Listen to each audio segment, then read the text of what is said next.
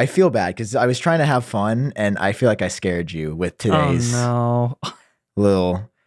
Well, you texted me like in the middle of the day and was like, "Hey, can you do 8? I have somebody coming on to surprise you at 8." And my mind, dude, I'm like, okay, so this is Sam, right? Sam and I are really tight. We're cool. He wouldn't like ambush me with anything. But then I played a clip of you from last week talking about how much you thought ambushes were cool. Like you thought Nilay Patel from The Verge ambushing Tim Cook was really cool. And I was like, Sam is my friend. He wouldn't do that to me. But also, Sam would do anything for views. And so I wouldn't put it past you. I would do a lot. All right, you're going to see this person pop in soon. So hey, welcome back to Genius Bar, everybody. You know, the news has just been in a weird spot. First guest, I was like, I got to bring the crew together. And I have no idea who it is still. No, he's been worried. I haven't slipped up. Usually I slip up and we'll say like, oh, it's, you know, one of your enemies, but it's not. We've been over, you know, John was like, dude, are you going to ambush me with like one of the people that just like absolutely hates me? So we're doing this live. I wouldn't do that. So yeah, we're gonna do it live. You'll probably see their picture pop in. They should be here any second. I'm supposed to hear a sound in my ear, but I don't know who it's gonna be. Yeah. I just hope you hear a voice. It'll be the voice of an angel. And a voice of an angel. I think it'll be great. Is that a hint? Can we do it? No. I don't want to say anything else. Okay. Yeah, when they pop in, I can just include them on this wide shot. But okay, it's not. Can I guess? Yeah. It was the voice of an angel thing a hint? No, it's just like a thing I say about people that I like I'm friends with. Okay. I mean, dude, you have to know who it is. Do you know who it is in the back? I have absolutely no idea. Like not even like a slight idea of who it might be. Wait. Oh. Okay. This person we haven't had a guest on the soon. show before. You're right. So it's not even like a returning guest. That's a good point. I have no idea who. Oh, I heard a noise. Oh, fuck me. God damn it. Okay, let me bring him in. How do I bring him in? What's up? I was ambushed. You promised. You promised I wouldn't be ambushed, and you brought Lucas Mianis here. Now, for Why the would audience, I be ambushing you? The audience, I just want to say this. So, unfortunately, Luke did kill 3 of John's pets in the past, so they do have beef. We go way back. Lucas Mianis. It's true. It was out of spite and vengeance. Well, yeah. I want you to start giving it back. You probably fucking flushed my ring down the toilet too. I might have done. I just wanted it for myself. Lucas Mianis, everybody. First time. Does he get an award or like a trophy? Yeah, you can get a trophy here. I got the trophy right here. Okay, let me add. I need like a. Oh wow! How do I add a slot for him? Very fancy. Okay, now we're gonna. Okay, boom, there he is. No, the whole time you're just this. Oh, look guy, at it, okay? Dude. Why is his background the best though? It kind of looks like him. This little grayed out guy. It looks like him. I can see the resemblance. Yeah. So there's me. There's Sam, and then Lucas. Okay. My favorite is the unmoving mouth. No expression, just utter silence. I guess we'll make a slot for you. Okay, Luke, now that you're in here, would it be possible for you to record your audio in Logic separate from this? Or any program? Any program. Wait. I usually use QuickTime. Is that good? No, absolutely not. No, that's fine. Yeah, just however you can record your audio. Fine. Sam, are you recording yours? You're the one that forgets all the time. I am 100% recording. Listen, I thought this would be fun to bring you guys in. I know we've never connected. We have a little family group chat. Mom and dad fight sometimes, just like the birds. And I thought it'd be fun to get us all together because we've never had a guest. And then today I was like, you know what? I just don't feel like talking about the news. Like, not only is there still not a ton, I'm just like, I just want to have. I want to get the gang back together. So yeah, dude. First guest on Genius Bar, Luke Miani. We got the gang here. This news drop takes no prisoners. Let me know when you want me to record. Now would be good. Okay. No. Is this part of the podcast? Yeah, everyone's watching you right now. Everyone's watching you squirm trying to record the audio. Oh man, I thought that this was like the before the podcast. No, we're live. In front of a live crowd right now. Can't believe this. This is the event. Do you wish, Sam, do you ever wish that we did this live? So I've thought about that. I was actually thinking about it when I was just streaming on Twitch on my personal channel the other day. We'll see if anybody can find it because I mean, it's a pretty obvious URL. But I was like, Twitch is kind of hard. Live streaming is kind of hard, but it is fun and it's exhilarating. Because Luke, you do your podcast live, right? Dark mode, right? Yeah, dark mode. We've done it live. I mean, we have a regular time slot, which I know you guys struggle with. So hey, how about fuck God. You? How could you invite him and just let this happen? Yeah. Okay. Okay, Luke. You know, all right. See you later. This is why we just go back to Gray Man. God. I knew this was incredible. A mistake. Yeah, who are we gonna have next? Gadget Cast on, dude? Should we just get every tech YouTuber in this chat? Just throw everybody on here. It feels like we're live every time we record. I feel like we're live. I always am worried that I'm gonna cancel myself on stream. So it is nice to edit because also like we reference a lot of things that we're working on in the background, which we could not bring up at all live because then people would hear it and then they'd all be ruined. Like the thing that we're kind of working on, which we'll talk about it after the show. The thing, yes, the thing, the thing, dude. I'm so excited that you guys are in on it. I'm so excited that it's happening, and I'm so excited that you guys are here. We're not the only ones in on it. Genius Bar. John, you're giving away too much information. All right, I'm just saying. There are a lot of people on the planet. Whoa, that is my true. goodness, getting crazy. I know. He's just giving it all away for free. I know. Yeah, you should subscribe to Luke's OnlyFans first, of course. Oh yeah, can we talk about that?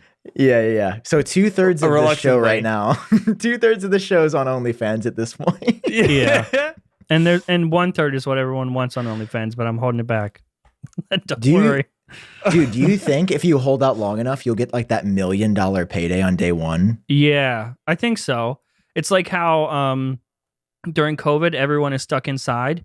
And so when things open back up, they're ready to spend money. You know what I mean? So if I keep my butthole closed and then open it up, people will be willing to pay for that.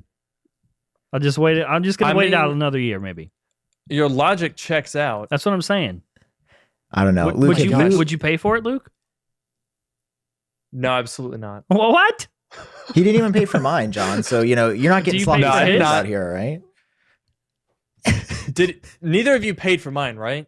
Absolutely I haven't not, bought it yet. I've thought about it, though. You're doing $20, right? Don't do it. 19. 90. Okay, shoot. A real bargain. I did $29 for mine. Yeah, I don't know how you got away with that. Dude, you want to know a fun fact that I've never shared publicly? Oh, no. Yes, of course.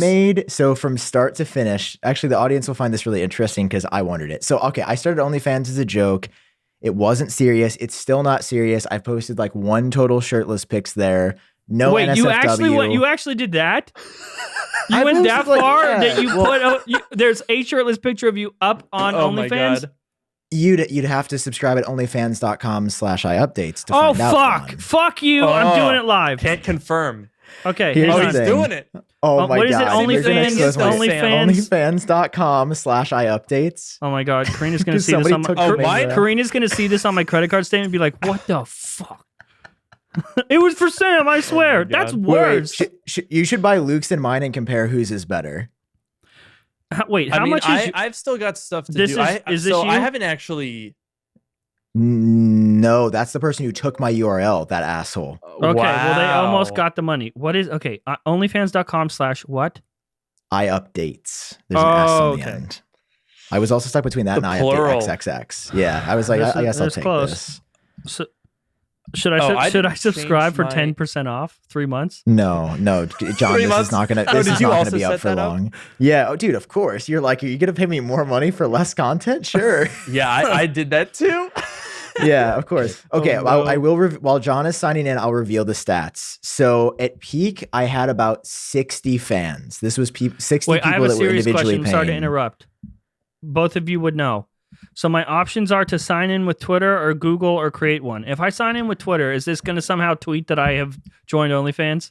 No. Oh God, I don't know. I have logged in with my Twitter and it has not. It has not. Carry on. I don't know, man. That seems kind of dangerous. But worst case scenario, you do promote my OnlyFans. Worst case scenario, I get more fans on OnlyFans. So I'm not complaining. Proceed. So yeah, I'm going and I'm like, I'm going to post like once every couple of days. I message some people in the DMs. So since I started it, in April of 2021, I just made over $2,000 off of OnlyFans. Oh my God.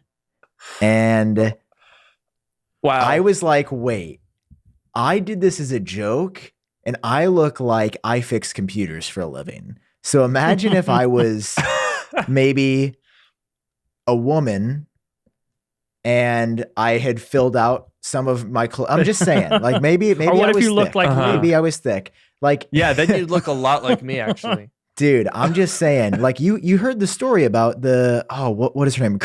Corinna. She's part of like the vlog or whatever. Yeah. She made $1 million in her first day, dude. Ugh. That's and I was like, and so actually, here's my question as a fellow OnlyFans creator now. Yeah, I have to ask, do you know what their cut is? Because like I can go on there and I can see that. Granted, I tweeted about it once, I posted about it once. I haven't put it in a video yet because I haven't figured out how to say it. But there's 36 fans currently. Ooh, that's pretty good. It's not bad. I'll take it. That's pretty good. The question is what's the cut that they take? Is it 15%, 30%? So for every $29 that someone spends, I get $23.20 of it. So their cut is $5.80. Let me do the math on that. Small. So they make, it's 20%. So they make $200,000 when somebody makes $1 million. That's absurd, insane. Dude. I mean, honestly, though, it's less than our cut on YouTube, though, because our split with YouTube is my YouTube cut is right? ridiculous. Oh, it's 45-55. Oh, yeah. I'm pretty sure. Well, John, do you know? I had for a while, because we were with Studio 71. So YouTube would take their cut. And additionally, also, Studio 71, where, I mean, I'm allowed to talk about it now because I'm not under contract, so I can talk about percentages, right? Is that how that works? If we get sued, I'll let you know. Screw the MC. Yeah. It was like 10, I think it was 10%. Then they negotiated down. I got them down to like 5%. But still, like that's especially after the YouTube cut and then an additional cut. Money. Yeah. But I mean, for a while it was worth it because they would get a lot of brand deals and stuff. Oh, did you like sponsorships? Yeah, like I want to say when we signed up, I want to say for the first 6 months, they made a ridiculous amount of money. Like they pulled in so much money, but then management got all swapped around and then nobody cared anymore. And so then after the first year or so, I was like, hey, so I make more on my own, so I'm going to go this way. Wait, I got a podcast now, so I'll see you guys later. Dude, that just triggered a deep memory bank's memory of actually when I think I first heard about you, John. Oh, no. Because I was on the phone Look with how Studio satisfying 71. this is, cutting between Sam and then the wide. I don't know why. Sorry, I got to change my shorts on that one, boys. Oh, yeah. Oh, that's pretty cool. Luke and I just go away. Okay, go ahead. I like that a lot. I also feel like I'm the mediator. Like I feel like when things get out of hand, I'm gonna have to like stretch my arms and be like, "Whoa, guys, whoa, don't fight." You are. Okay, carry on. Okay, so no, I was on the phone with Studio 71 about 2 years ago. It was actually on my way back to school, and I remember it was either John or somebody else. I'm pretty sure it was you, John. I remember him going, "Yeah, we're also. Have you ever heard of this guy, Front Page Tech? We're like trying to work with him as well." And I was like, dude, because they told me the same thing. They're like, yeah, if YouTube, we'll only take 30%.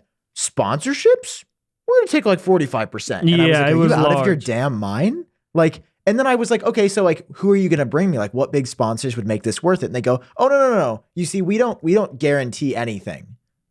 And I was like, so I'm just supposed to sign away 45% of my earnings? Yeah. When you're not even going to like, give me anything on paper? No. Yeah, that's like buying a phone for software updates later on the road, down the road. Just like, oh yeah, you promised me that. I guess I'll pay $2,000 right now. Yeah, that's ridiculous. You ever been with an MCN, Luke? MCN? No, never. Ever since day one, I've been on YouTube for 11 years, and I have never. Wait. I ever since the very beginning, I've been like, stay away from these people. Even before I knew what they were like all about, it just seemed like such a bum deal. It's like I get a ton of emails from them, of course. Every YouTuber does. Even when you have 6 subscribers, they're eager to get you early and take your ad before you're even making any revenue. right, and lock you in there in case you do well, because it's no cost to them. They get you in a contract. If you don't make any money, they don't really care. It doesn't cost. Well, them that's anything. how it works. But Because you make it big, and then you're stuck. And even when you're small, that's where they get all these small creators, because even if that small creator doesn't get any larger or doesn't do any better, they'd still, even though they take that little bit of money from that small creator, they have thousands of those. So that all that stuff builds up. The pennies from each creator builds up, and so they sign as many as they can. And next thing you know, they're super successful, and they're taking, like, I think they're like, smaller creators, you'll get free music with us, free copyright music. And these smaller creators don't realize they could just pay $10 a month, subscribe, and get the music themselves. But no, instead of paying $10 a month, they're giving away like 20% of their AdSense revenue to this MCN that doesn't give a shit about them. Ugh. Which brings us to... I mean, they're just so garbage. Today's announcement, guys. I've started an MCN. So we do a 90-10 split. So I get 90%, you get 10. But I do send you a juice box in the mail every month. Ooh. So it's a pretty good deal. What flavor? What flavor is the juice? The orange one. The orange. I don't even know if that's worth the shipping costs. Oh, I like John, find another MCN that's sending you the choice of grape or orange. All right. I will do it if you send me Magic Spoon cereal boxes. Is that fine? That's fair. I do love me some Magic Spoon. Oh, they're not even sponsored today. Damn. It's fine. It doesn't matter. We'll send them the invoice. Yeah. God, I wish it worked that way. Oh my God, I just realized. What? Do we have to give a cut to Luke for today's episode? Is that how that works? I don't know. I mean, what do we do? Legally, or what do you... A cut of what? We have 3 sponsors. The show is booked today, and now we got Luke. Legally, well, actually, you should have read when I agreed to come on. The agreement was I actually take legal ownership of the entire podcast and ensuing franchising, merchandise rights, sponsorship revenue. Okay, so it's all mine. You're actually advertising for me. I mean, John, I'm sorry. Let you so do now the talking, I just get a cut. Is that it? Yeah. Did you agree to John, this? John, I should have told you. He drove a hard bargain. He said, I will show up at I will dox you, is what he said. He said, I'll dox you. And I said, you can just come on the show. And he said, okay, fine. And I agreed. I agree. Lawyers. Yeah. He sent me a cease and desist from Miani Inc. And it was very scary. Lots of Italian sounding nicknames. Are you Italian, Luke? Like, that's a very Italian sounding nickname. Look at him. Yeah, I'm very Italian. What do you mean, look at him? Sorry, do you want me to racial profile my friend? Yes, he's so very Italian. Wait, what? Listen, do you know where you're from? We don't come out that sexy automatically, Sam. I'm a little... We don't... That doesn't happen with us. I'm German and Italian. No. Ah. Yeah, you would have worked in any historical era. Blonde hair, blue eyes, you're good. I'm mostly Italian, but I am also part German there, so we have that in common. Oh, really? Sam. Oh, nice. That's pretty cool. John, where are you from? Where did you come from? The fucking garbage disposal. I don't know. I'm from America's garbage disposal. I think I'm Irish. I don't know. There's Irish in there somewhere, and then just asshole in there for the rest. I could see Irish. I could see Irish. I could see Irish. I could see asshole. Yeah. Definitely. Also, I'm trying to, I'm going to do it on the computer. I've been trying to sign this whole time, dude. I've been trying to log into OnlyFans. And it's like, verify your email address. And like, listen, I just want to get Sam's pictures. I don't want to do all these steps. Dude, if you want my nudes, you could just ask. I'm so surprised. I'm so surprised. You have that one shirtless picture. Yeah. I mean, I guess you're not really holding out total, that much. No, you can direct message him. That's why I want to pay and sign up. My Instagram is just my OnlyFans. Like, I'll go shirtless sometimes. I was going to say, I'm pretty sure, didn't you go shirtless in your YouTube video to introduce a brand deal? Oh, yeah. I did do that. And then I used that for my video. Damn it, you're right. I'm not monetizing like I should be. You guys let us know down below if you think, should I restart my OnlyFans? I have one shirtless picture that I took for this OnlyFans, but I'm too afraid to post it. What does that even mean? I'll be honest. I don't know. I've never... what? No, I got a lot of... I don't think I've shared this publicly either, but there was like a lot of family anxiety and drama before I started that Really? OnlyFans. Go like on. it really affected my mom because she was like, I can't believe you're poor gonna sell your mom. nudes. She was like, I can't believe you're gonna ruin our family name with this. And I was like, it was Thursday, and I could. It was like, good morning, Mom. Hope you have a good day. And she goes, thanks. Oh, And I was like, this something's is so up. sad. I was like, something's up. So I called her and I was like, hey, like, is everything okay? I just feel like you didn't even like reply to my text last night. Like, are you good? And she was like, I'm okay. And I was like, what's wrong? And she's just like, I'm just having kind of a hard time with this next chapter of your career. And I was like, this is the saddest thing I've ever no, I know. heard. I was like, Mom, I'm not, it's not nude. It's not safe for work. Like, it's just going to be like a joke. And she was like, oh, really? And I'm like, Mom, what? First of all, you thought it was obviously. Yeah. I was like, you thought, and then I was like, I thought back to the conversation where she didn't know what it was. And I was like, OnlyFans is a platform where people do this thing. I'm going to join OnlyFans as a joke. But she like didn't think it was a joke. What a pivot. What a pivot that would be. Yeah. You know, going from, hey guys, it's me, Sam, with the new iOS 15 beta 3. And then the sun sets and you're like, hey guys, it's me, Sam, with my pants off. Like, I wow, have thought what a about hard that twist. though. You guys ever thought maybe you've missed your calling in a different career? I was like, maybe what if I would have been like the best, like top of OnlyFans, fully immersed in the culture? Sometimes I think I missed out. Well, I want it so bad that I have been struggling for the last, like, I don't know, 10, 15 minutes. I'm entering my card information now. That's where I'm at. Wait, I think I can give you a free code. This is all still going. No, I don't want a like free code. No. I don't want you to give me, please don't give me money. No, you leave me alone. I'm going to get the code before I'm gonna you do this send it. right. Basically what I've been saying to all the subscribers. I'm like, I made the thing. I said I would do it and I made it, but please don't buy it. I'm like trying to actively talk people out of it so I don't feel bad. I mean, are you bringing in money? Apparently some. Yeah. I don't know what the cut is going to be, but I will be honest. Evidently. I saw it in my account. It comes across as like Phoenix Internet. And I was like, did somebody sign up to like get my internet? And then I Googled it and it was like, dog, it's OnlyFans. No. Oh, that's so shady that they gotta cover it with that name. If your girl on her bank statement ever says Phoenix Internet, you guys better have a long talk. That's a pro tip. Yeah. You know what's crazy though is, I mean, we're talking about the people that absolutely rake it in. I actually have a distant friend who started doing OnlyFans, and is bringing in about $200K a month. Oh, can we get them on the show? Can we get them in the show, dude? I have so many questions. I don't think it's pretty distant friend. I can't really. Yeah, I don't think I could do that. But like, it's absolutely insane. It's insane. I mean, that's $200K like a month. 2.4 mil a year, if my mental math is correct, which it probably isn't because I'm very stupid. No, you're right. Dude, and just think off of your one friend, OnlyFans is making 20% of that. They're making around $500,000 to $600,000. Oh my God. That's absurd. That $200K a month I want to sign up after for they it take their now. cut. That's take home. Oh my God. Dude, should we start an OnlyFans competitor? Like, what's the move here? That's absurd, my gosh. man. It's okay, I have crazy. it.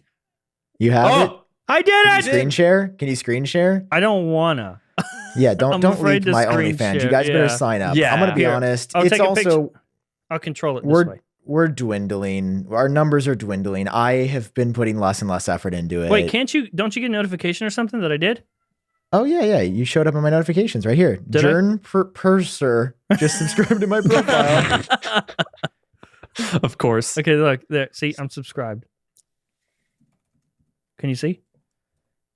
Yes. Okay. Thank you for zooming in so as welcome. to protect the content there. Yeah. Got to make sure that people are Also, paying can for we it. talk about how it just looks like Twitter? Yes. They literally on the desktop site, they completely ripped it. Like the icons are in the same That's order. what I'm looking at. It literally looks like Twitter. Identical. And the interface is really good. Like I was actually pretty surprised when I started using it. Not only was it really familiar. It's Twitter's interface. Yeah, no, they ripped it, and I enjoyed totally ripped it. I genuinely liked it. I was okay. This is cool. I mean, are they some people were like, "Oh, Luke, why didn't you make it free?" And I was like, "Nah." I said I would make it. I didn't say anything about what it would be. Oh no, dude! I got a message from Sam Cole on OnlyFans. Wait, you should share this. And the picture is blurred out. Oh no, that's never a good sign. I have to click. It's not a bad pick. It's not a bad pick. I know there's skin tones. It's Sam, I don't want to click it. Skin tones. Ah! Can I share this? Wait. Share your screen. I don't know how. Go to your. Okay, hang on. I will learn. Before? I will learn. Have you used a computer? Hey, how about you shut your mouth? Oh, that's your wallpaper? Yeah. I've seen that wallpaper. Oh, it's so good. Wait, how come it's not showing the window? Do you have two displays? It's a great question. Is it not going to show? Will it show Safari? It just looks blank. No, that's not what I want. It's not showing Safari. No. Just set it as your wallpaper. Just screenshot it and set it as your wallpaper. Oh my god. Okay. I'd like to send a quick greeting to that's a good idea. Today's audio-only listeners. Okay. You're enjoying I'm so sorry. This segment of the podcast. Yeah, okay. I didn't think about that. Hired. I apologize. You're hired. Okay. So yeah, right now we're looking at a picture. It's a very I'll describe it. It's a very nuanced picture. It's like what Marquez uses in every video. Just picture a Marquez wallpaper. Yeah. There you go. That's the description. There's a lot of trees. I think I had a wallpaper that was similar to this, and someone said that apparently it was from a video game, like the Watchtower was like from a video game. There you go. That's my wallpaper now. I didn't look at the image. No. I wanted to show people why it's scary. Yeah. You have to click it to ignore look the at last message. Ignore the last message that was sent. Hi, baby, you up? What is this? That was not supposed to be seen. That was not supposed to be sent on stream. You told me, John. That was just to you personally. Did hey baby, what's up? Was this like a? Do you want me to blur this? We're not live. I can just edit it out. So when someone subscribes, Luke, you can set a pre-set up message. So I was like, they're at least gonna get a special selfie of me, and that's what it is. It's a selfie. I have to do that. Should I show people the selfie? Yeah. Is this the most special selfie? Okay, here we go. I'm so excited for this. I can't believe I have to do this all backwards, and I have to like. This is weird. Whoa. Oh, where is it? Which one is it? I don't know what I'm looking at here. You're gonna see it. I'll tell you what. Here it comes in your butt. This is the big reveal. And I promise to those of you who subscribe, there's a lot more where that came from. I will say that. Are we There's happy a good that amount we of did photos this? of me. No. Unironically, there are photos of me posted here that nobody else has ever seen. And that's what I've used it as. It's like I post when I'm going to do a new video, and I just post exclusive content from my life. So there's a bunch of fun photos and stuff. Yeah, it's just a selfie of me and my Supreme. Very iconic. Well, now, dude, everything is so confusing now because that's my wallpaper. So now I those old pranks in school that you would do where you'd set you'd open a bunch of windows and then set it as the wallpaper. So the kids that would sit at the computer would be clicking nothing and nothing would work. Funny. That's how it is. I never did that. That's a good idea. Really good. Though. That's really good though. Wait, why I'm are you go back to school just to do that? Yeah. I feel like I missed a really incredible opportunity. Yeah, absolutely. Hey, you guys want to talk about?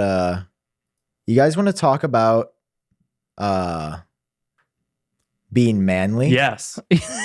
Yes, I do want to talk about. That's being not the manly. direction I thought you were going to go. I do want to talk about being manly. You want to talk about bands? I do like bands. I like manlies, and I like bandlies. Ladies and gentlemen, welcome to the Genius Bar, first ever sponsor. Drum roll. Is Luke manly bands? Luke, hang on. Luke didn't. No, wait. Luke didn't do the. He didn't do the drum roll. We're doing it over. Okay. Okay, ready? Here we go. First time on the show, everybody. Manly bands. Woo! Manly bands. All right. Nailed it. I wasn't late on the timing. All right. Okay.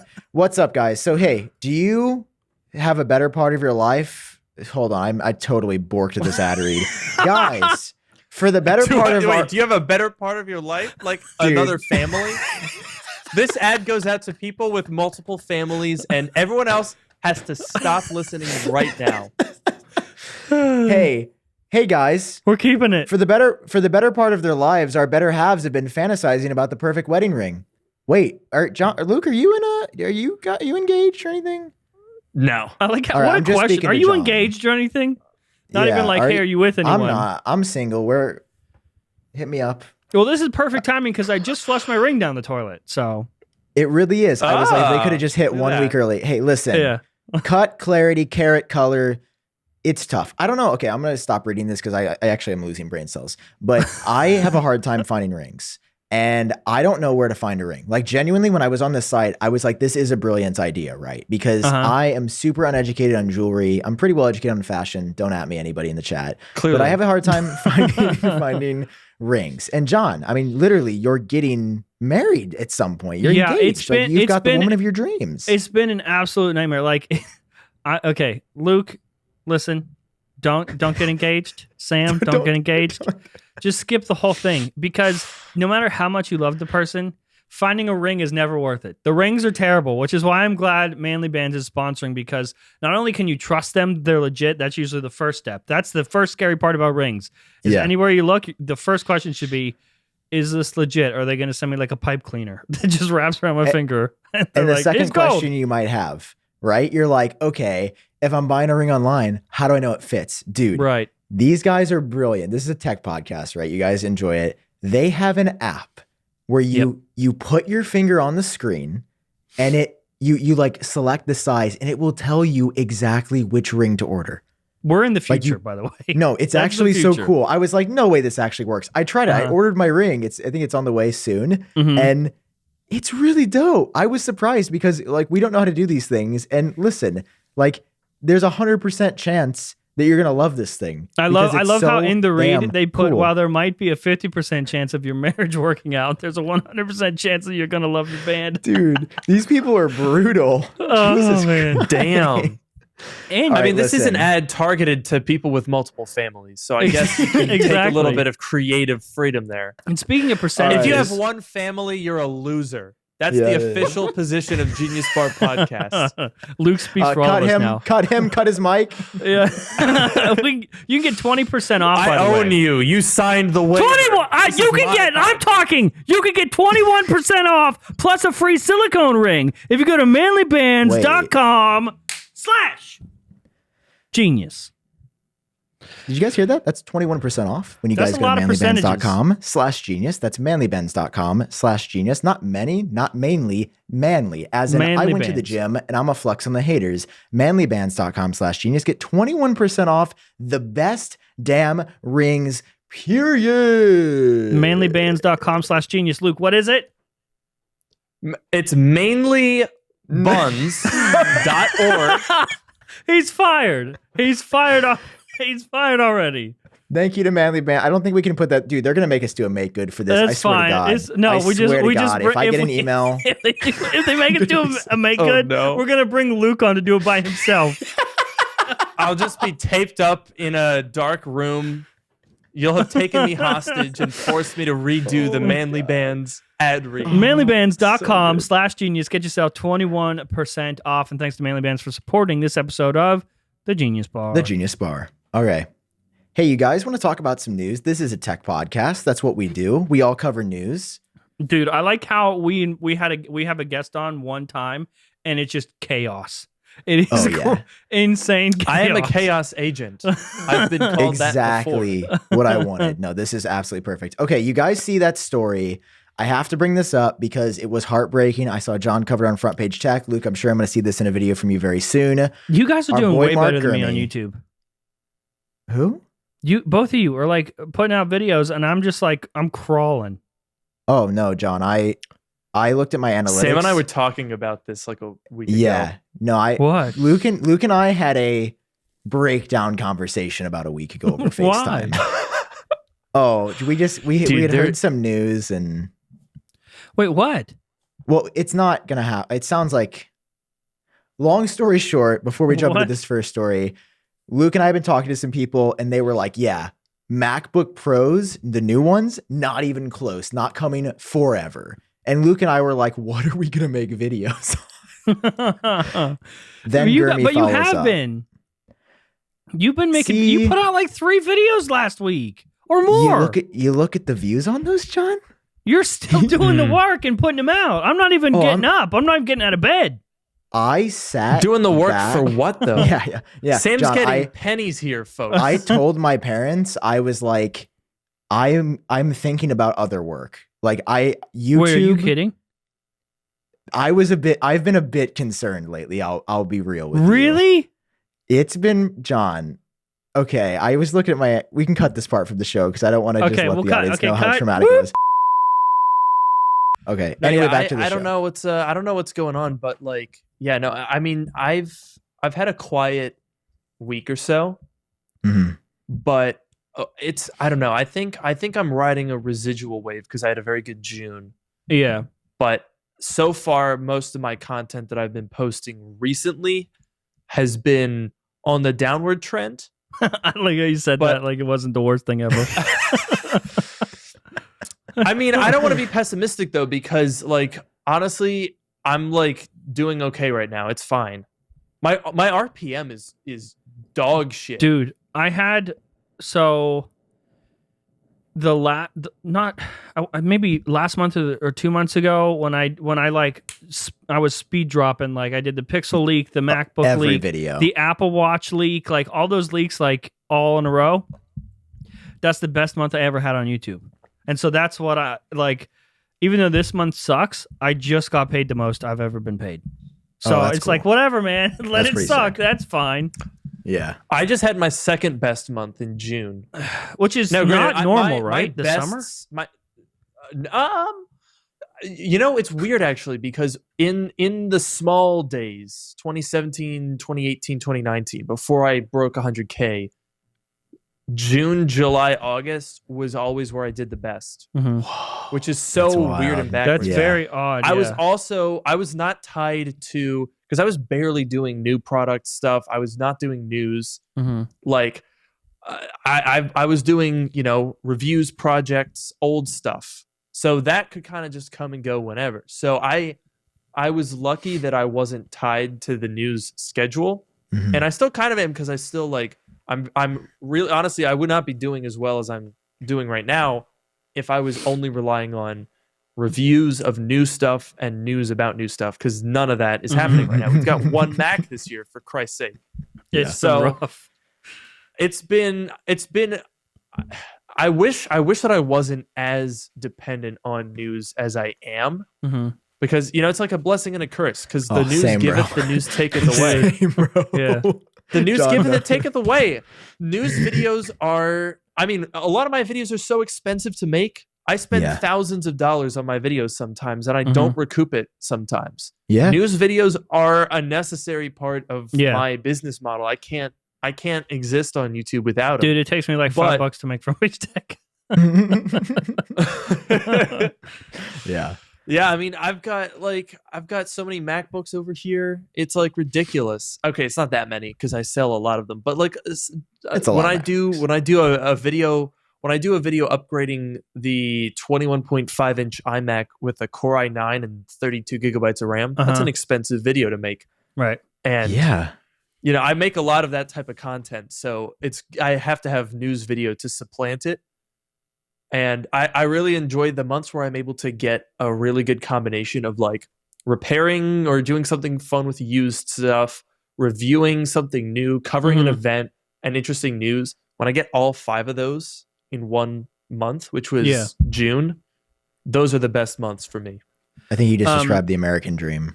Yeah. Amen. Amen, brother. Front Page Tech, though, like, I guess I would. Normally I would get worried at a time like this. But it's just like, whatever, man, because this always happens. There's always a point in the year where it's like so hopeless and you think it's all gone, but then it never is. And Front Page Tech, I don't know about you guys, but FPT has never like consistently gotten new subscribers every month and like grown that way. I have crazy growth spurts that happen like twice a year, and then it's like flatline for the rest of the year. But those growth spurts like get me through, like it builds the channel. Like Dude, right before the month you saw where I got 2,000 subscribers, I got like 30,000 the month before that. So it's like awesome. It's either crazy growth spurt or nothing. It's like waking up every day with a fortune cookie. Dude, I've just been slow and steady. The past year has been... so I on YouTube for the past, basically from 2017 to 2019, I had this very weird but good growth rate. Like, it was pretty steady, but it was really weird because it was almost exactly every fiscal quarter I would have like this bump in views and subs and revenue. Mm-hmm. And so basically it was like I broke $100 in a month, and then the next quarter I broke like $200 in a month, and then they were consistent. And it was this weird, it was like a staircase pattern for about 3 years on my channel. It was so weird. And so last year was the first time that didn't happen, where I had, one quarter that was worse than the one before it. Uh-huh. So that took a lot of getting used to, because the whole issue with doing YouTube, even if it's not your only source of income, it can be kind of scary when things change dramatically, or when things don't change when you're used to them changing for the best. Mm-hmm. So it's so interesting to talk to you guys, because we've all had such different experiences. Like, I've never had a month. I don't think I've had a month where I've not gained 1,000 subscribers in years at this point, but I've never gained 30,000. So yeah, it's weird. So you just are consistently growing. Sam nice doing? Face Sorry. There, Sam. That was nice. Sam, what OnlyFans.com/iupdates. Large growth spurts are just like steady. Oh, steady, slow. I'm the tortoise, not the hare. But yeah, I don't know what it has been about this drought, but I will tell you this, and I've realized why. Like, Front Page Tech is just objectively the best YouTube channel on the internet. I'll be honest. That's okay. That's not true though. I appreciate it, but that's not true. Repairs and these really creative ideas where he buys 500 iPhones and is playing solitaire with them. Like, that's just brilliant. Did that clip go viral? Yeah, I had the clip. There was a clip of me plugging in 40 iPhones to a single charger and them all turning on and like doing the charge sound. And I posted it on Twitter. That sounds like a nightmare. That's where I go. And it got ripped onto TikTok for 11 million views. There you go. Should have started with TikTok. Yep. That hurts. You posted some stuff on TikTok, though. Have you seen performance from that? Because I have eaten shit on TikTok. Yeah, my TikTok went spit out my drink. Crazy. So I posted. I've not been active on TikTok because I don't know. I just don't know what to put on there. Same thing with OnlyFans. What do you honestly. mean you don't know what to put on there? You just said someone ripped your fucking clip and got 11 million views. That's what you put on TikTok. That was the clip, and I did. A little late. A little late. I got 243,000 views when I duetted the person that ripped it and like made fun of it in a cheeky way. But I posted some other clips from that same video because those clips were like TikTok worthy. Apart from that one video where I bought 100 iPhones and fucked around with them, I really didn't know what else to put on here. But I posted like 6 or 7 clips from that, and I gained like 4,000 followers in like 3 days. Yeah, with a brand new TikTok account. TikTok is crazy. It's like ridiculous. But they pay pennies, is what I'm seeing. Like, yeah, I'm curious. I'm curious what that 11 million view post got in terms of revenue. Probably not that much. Probably not that much. What, Sam? What? Why do you look so troubled? What is it, my boy? Speak. Dude, I don't know what I'm doing wrong. I was on TikTok for like 2 months, and I posted every one of my intros. Guys, I didn't get more than 17 followers, and I didn't break 1,000 views on a single video. Okay. Ooh. It's okay, I haven't not broken 1,000 views on a single video. It's okay, baby. It's okay. I'm going to take a hot lap. You guys just continue. I'm going to take a quick hot lap. All right. I don't know. There's fine. There's like a you got to just trick it. So just me somehow. and Luke now. Okay. I'll be Sam. Dude. Hey guys, it's me, Sam. If we just There's did no this, news. I'm going to jump out my window. If you and I just started like, what the Uh-oh, he's back. Hey, sorry, my mic was muted during that, right? Yeah, we didn't hear anything. You're good. It's just Luke and I Nothing. now, by the way. Okay, cool. If we didn't tell anyone, right, and you just like acted like Sam, Luke, every week, how long before people would be like, "What is happening?" I think I could probably get us through a couple episodes. At least a couple. That sounds amazing. I'll bleach my hair, and you gotta have your shirt we'll off. be good to go. Do it in the shower. Yeah, absolutely. Yes. Oh, there's Sam. He's still here. Oh, he's back.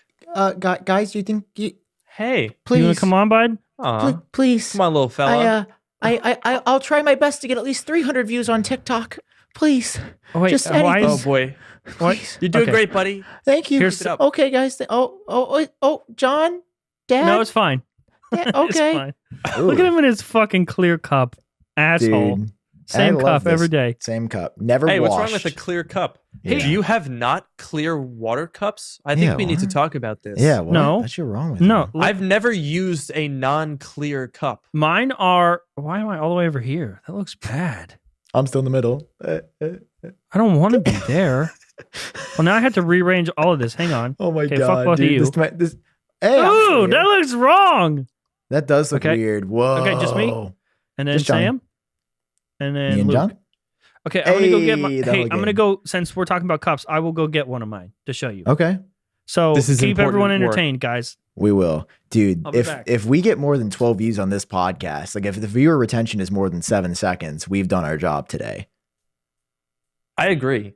I think it's gone very smoothly. Yeah, I mean, And I definitely don't think I'm going to get hate tweets about how I ruined the podcast. no. You have been a great addition. You should just become a regular. Like it's a good time. I love hanging with the squad. You know what? I love how we are unironically 48 minutes into this podcast, and we have yet to talk about a single news item. In fact, when I brought up that last news item, You're right. John interrupted me. So The I'll be bastard. honest. We're starting to do tryouts, keep it on the down low, but I'm starting to look for new hosts. I'm starting to shop around. All right. So John just said that he's too lazy to be filming YouTube videos. You got to move on. that's what I'm saying. I got videos every week here. I'm hearing- If the whole point of the podcast is cross promotion, Yes, it is. building your brands, because that's clearly the only motivation that you've got, right? What happened? Oh, no, now I'm trying John to has to rearrange again. everybody. Okay. Oh my god. He's really dude. bad All at right. this. Dude, What I kind of came a cup back do you like drink this. out of?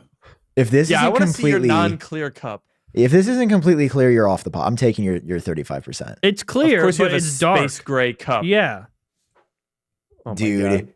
see- it's so annoying because you play yourself as like, I cover Apple and Android leaks, and you are by far the biggest Apple fanboy out of all of us. You What? are by far. What does this have to by do with far Apple? The biggest Apple fanboy. You got a space gray cup. You have a space gray cup. Like Apple invented dark colors?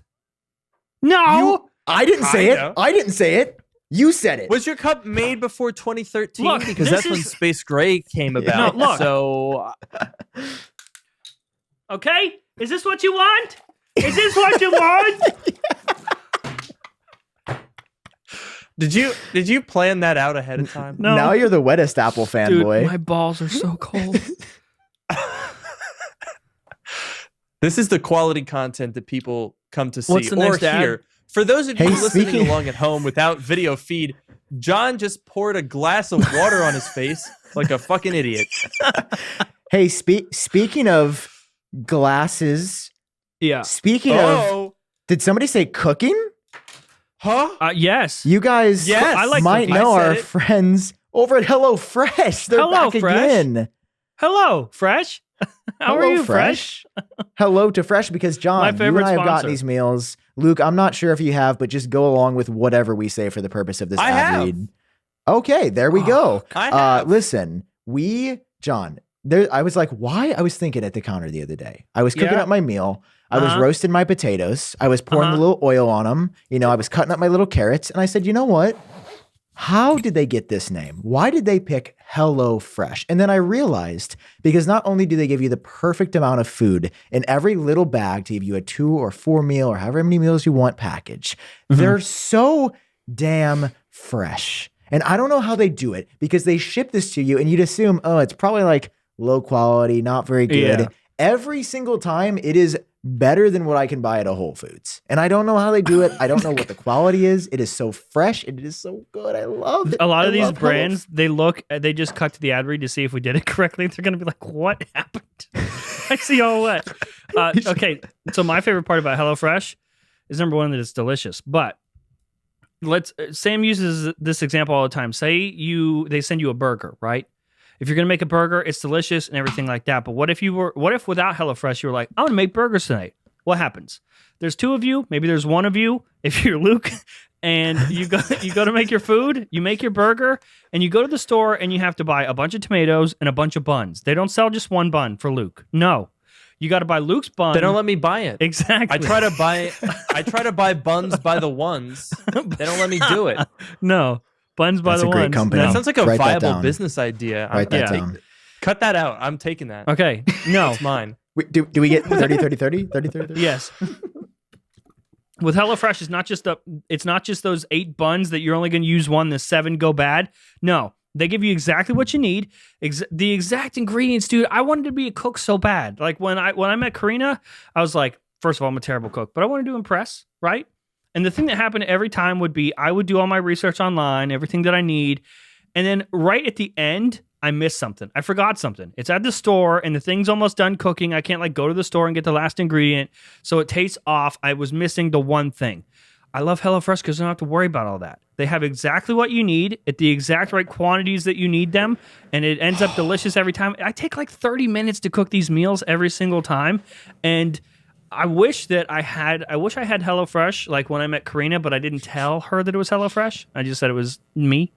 That I'm just Hello John. idea. It was just, hello John, would you like to marry me? Yes, That's what it hello, is. John. When you guys go to Slick. HelloFresh.com/Genius14, use code Genius14. This deal, I also don't know how they run this and remain profitable, but they do. It's 14 free meals plus free shipping when you go to HelloFresh.com/Genius14. Did they up that? Wasn't it only less meals at some point? I think it was 12. Yeah. You guys just by 12 watching. sounds right. Yeah. 14 meals when you go to Genius 14. Yeah, I didn't realize dude, because so they sent us our first free box so that Sam and I could talk about it. And I loved it so much that I immediately I get it every week. I still get it every single week. It's so good. I used our promo code and I got 12 free meals. It's actually But now- real. They give you 12 free meals, except now they give you 14. All right, guys. It is HelloFresh.com/Genius14. Get started today. Thank you to HelloFresh for sponsoring this episode. Okay, of the Genius can we get 10 seconds after the ad read? I don't want to say what I have to say right after the ad read. Oh, here. Do you want to talk about the first news piece? Do we want to do our jobs or? Yeah. Yeah, let's do that. Okay. That sounds kind of scary. I don't know about that. Doing our All right. jobs is My Here's the balls thing. are so cold and so wet currently. I just wanted That's to better. let everybody know. This is more like it. Do you need a towel? No, it's not. I don't have a gonna towel, but I have this. This is the AirPods Max Smart Case. I've got one if you need it too. No. I could just set one ball in each slot. I think that'll work. That Okay, would go be ahead. Let's incredible. talk about the because news. you'd fill out this case better than the headphones. Anyway, here's the thing: we got bad news about the iPhone 13. Okay. How gonna is move on This is a Touch mess. I feel ID bad for anyone How listening is and watching Touch this. ID not coming to the iPhone 13? Oh yeah, good old Gurmy came up and smashed our balls with that one. So, okay, I want to hear guys' thoughts, but just to recap it for the audience, I want to tell you what we are getting with the iPhone 13. We are getting a little bit longer battery life. We're Yeah. getting some video camera upgrades. We are getting Yay. a smaller notch, and we're getting 120 hertz on the pros. Yeah. Is there anything else? That sounds like it. What are they doing? How does Touch ID? It was supposed to come in 2020. Gurman's first story said Touch ID would return in 2020. It's a year later. I thought it was going to come, and now it hasn't made the cut again. Remember how we talked about how sorry about my hair, by the way. I don't know what's going on. Remember how we talked about last year when COVID was happening, everyone expected tech to be influenced and impacted by COVID then? No, because all that stuff was already done the year before. This year, we're seeing all the impact of COVID, and I think that's one of those things where it's just there wasn't enough people, there wasn't enough time, and it just didn't get done. Yeah, I think that's absolutely what's happening with the MacBooks as well. I mean, Oh, don't even get me we- started with the... Oh Luke, no! Do you want to confront him? Because I did. I'm the only YouTuber to tell it to his face, dude. Confronting him about what? Not getting hardware at WWDC? Yeah, because you're the only one that said that. Told everybody. Yeah. And Daniel Ives. We got to give it to Daniel Ives. Well, I don't know. I mean, I don't know anyone else who said it. And I report the news. I mean, I personally didn't hold you personally responsible. Why would you? I didn't say anything. Mistake. I held him personally accountable. You don't understand, Sam. I got my information from Luke. Oh, did you? Yeah, I saw him say it, so then I just said it. Yeah, I didn't know. Yeah, that makes sense. That checks out. Well, I mean, from what I understand, and this is, from speaking to some people, this is not a leak or insider information. Yeah, don't report. My understanding was that there was like some sort of, I think that Apple was maybe going to try to go ahead without mini LED at some point. And then they were like, nah, let's just do it. Nah. I don't know. I feel like there was such a disconnect between, it seemed like the MacBook Pros were imminent. And then all of a sudden it was like, nah, they're not. And there was sudden. 15 minutes just mysteriously gone from Dub. Yeah. Yeah. No, that I was agree. Definitely weird. There was also the M1X tags. What the heck was that all about? That was crazy. I fully believe that it was planned to be introduced at WWDC because Apple had projections back in April or May when they were filming it that mini LED would not be as constrained. I think about 3 weeks before WW, when we got those leaks and everybody was like, it's coming, it was like, that was old information, right? Yeah. That was probably something that they heard pre. And then Apple was like, holy shit, like this iPad Pro 12.9 inch, we still can't catch up on. And we're supposed to produce every single display that's larger than this in an insane quantity for our most hype Mac product in years. Like, there's no way they could have kept up with it. I firmly believe they were supposed to announce it. That's why it was in the tags. Well, also, they filmed stuff way in advance. Like, way in advance. I have knowledge of something this week that was filmed. Wait, really? You want to share it on the podcast? Like, I don't know. So the reason I'm not comfortable saying all of it is because I don't know if, I know that something was filmed, but what I don't know is if they are filming, and the location they filmed at was not Apple Park. They actually went somewhere else and filmed something. I don't know if they were filming something for a pre-recorded, edited event, or if it's something that was pre-recorded and filmed that will air during a live event in front of people. Yeah. And this is the question, right? And this leads us into a conversation I think would be really good to have with you, which is, are you guys familiar with what a few select employees at Apple have been saying, that they don't really want to go back to the office, that they kind of like working from home? Yeah. And but you knew this was going to be a problem with every workplace because once people, because it's so foreign. The idea of allowing people to work at home was so foreign. And then when you're forced to do it, you realize that, it can actually work. It's kind of easy and people love it. And now we're at that point where, everyone high up at Apple is like, come back to work. And they're like, no. Yeah. Because as is evidenced now, I think it turns out there's a little bit less innovation that happens just look at this conversation. Like, there's delays and stutters. And could you imagine trying to design an iPhone over Zoom? Yeah. No, I think work from home, I think Apple can't realistically exist with a work from home only model. I'm a big fan of hybrid stuff. I mean, personally, I'm a social guy, so I like to have human interaction.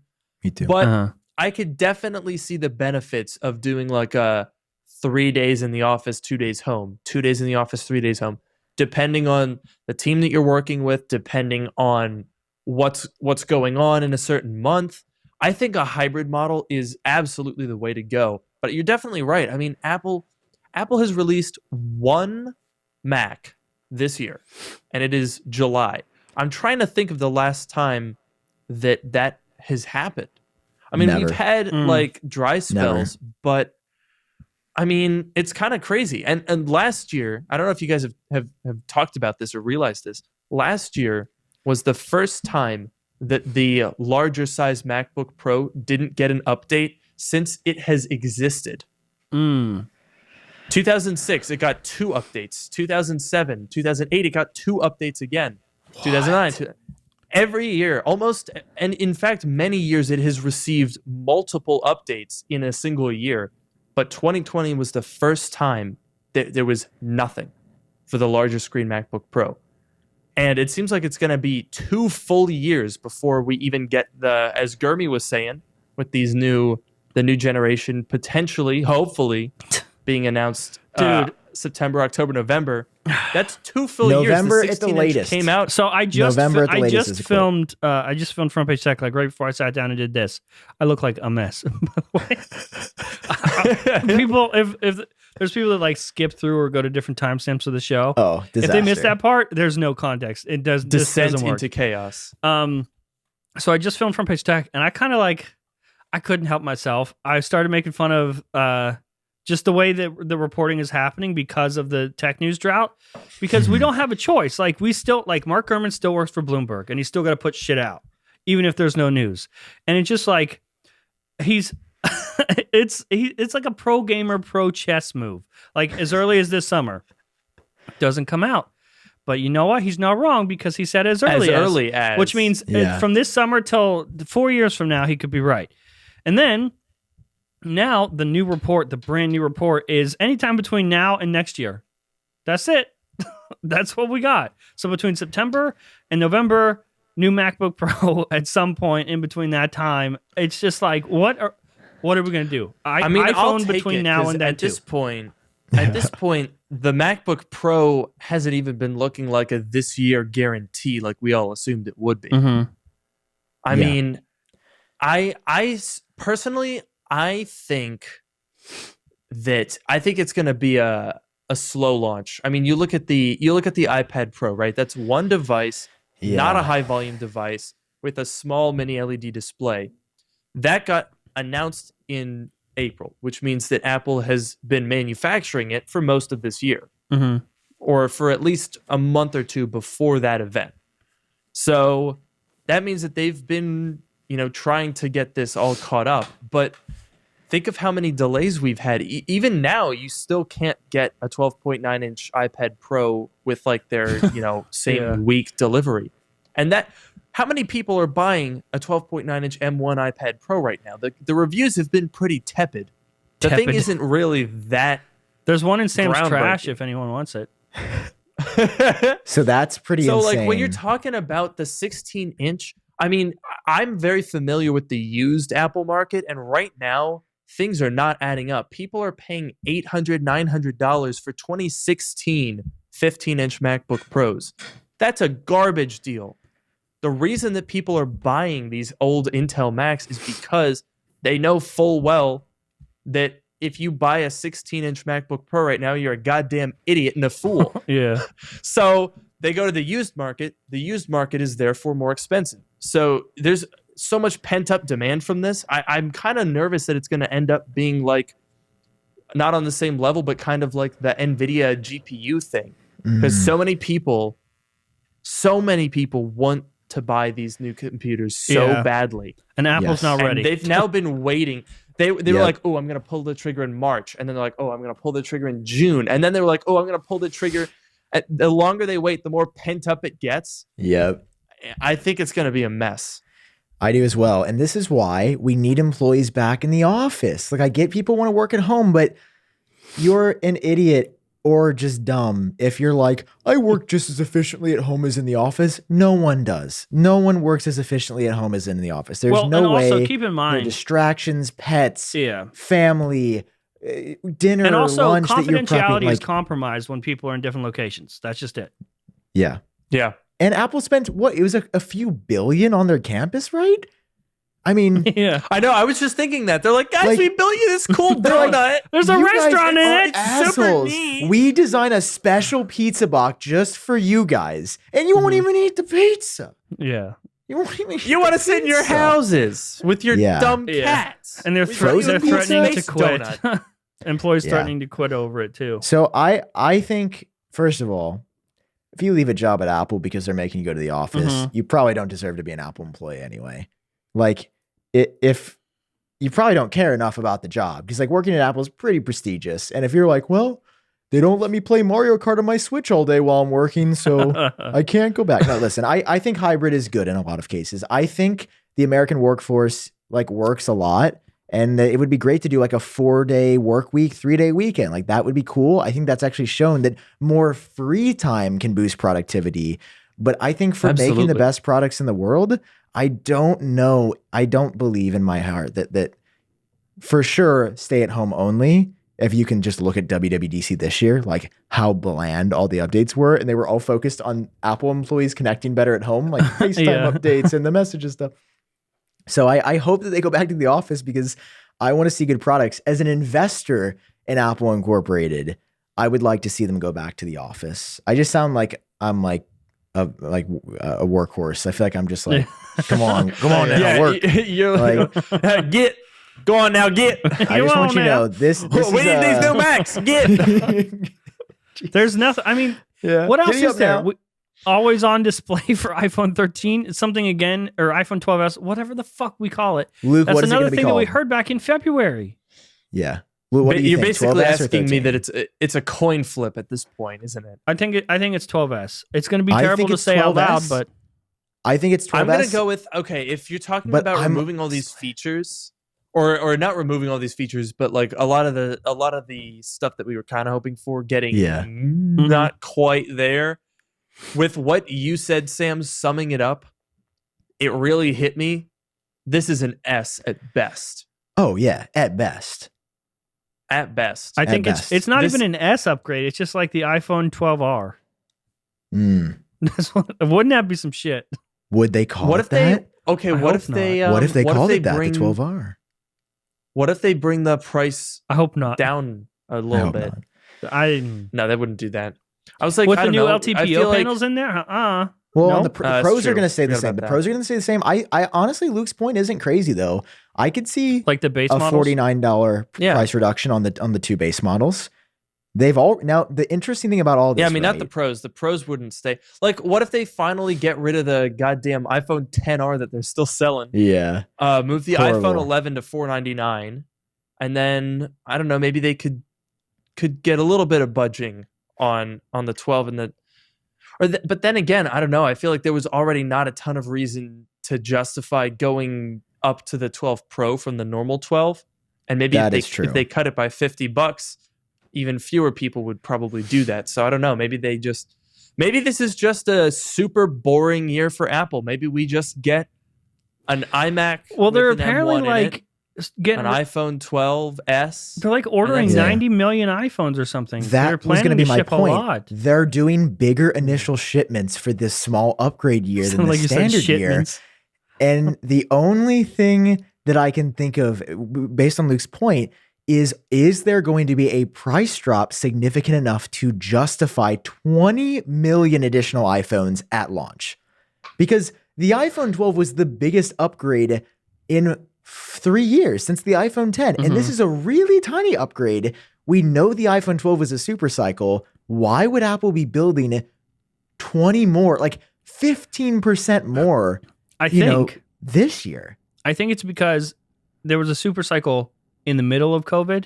So they're expecting that like coming out of COVID, there's going to be people like getting back to work and having more money, that if they weren't part of this super cycle, they're going to be part of this one. Sort of Luke's whole thing about the pent up stuff.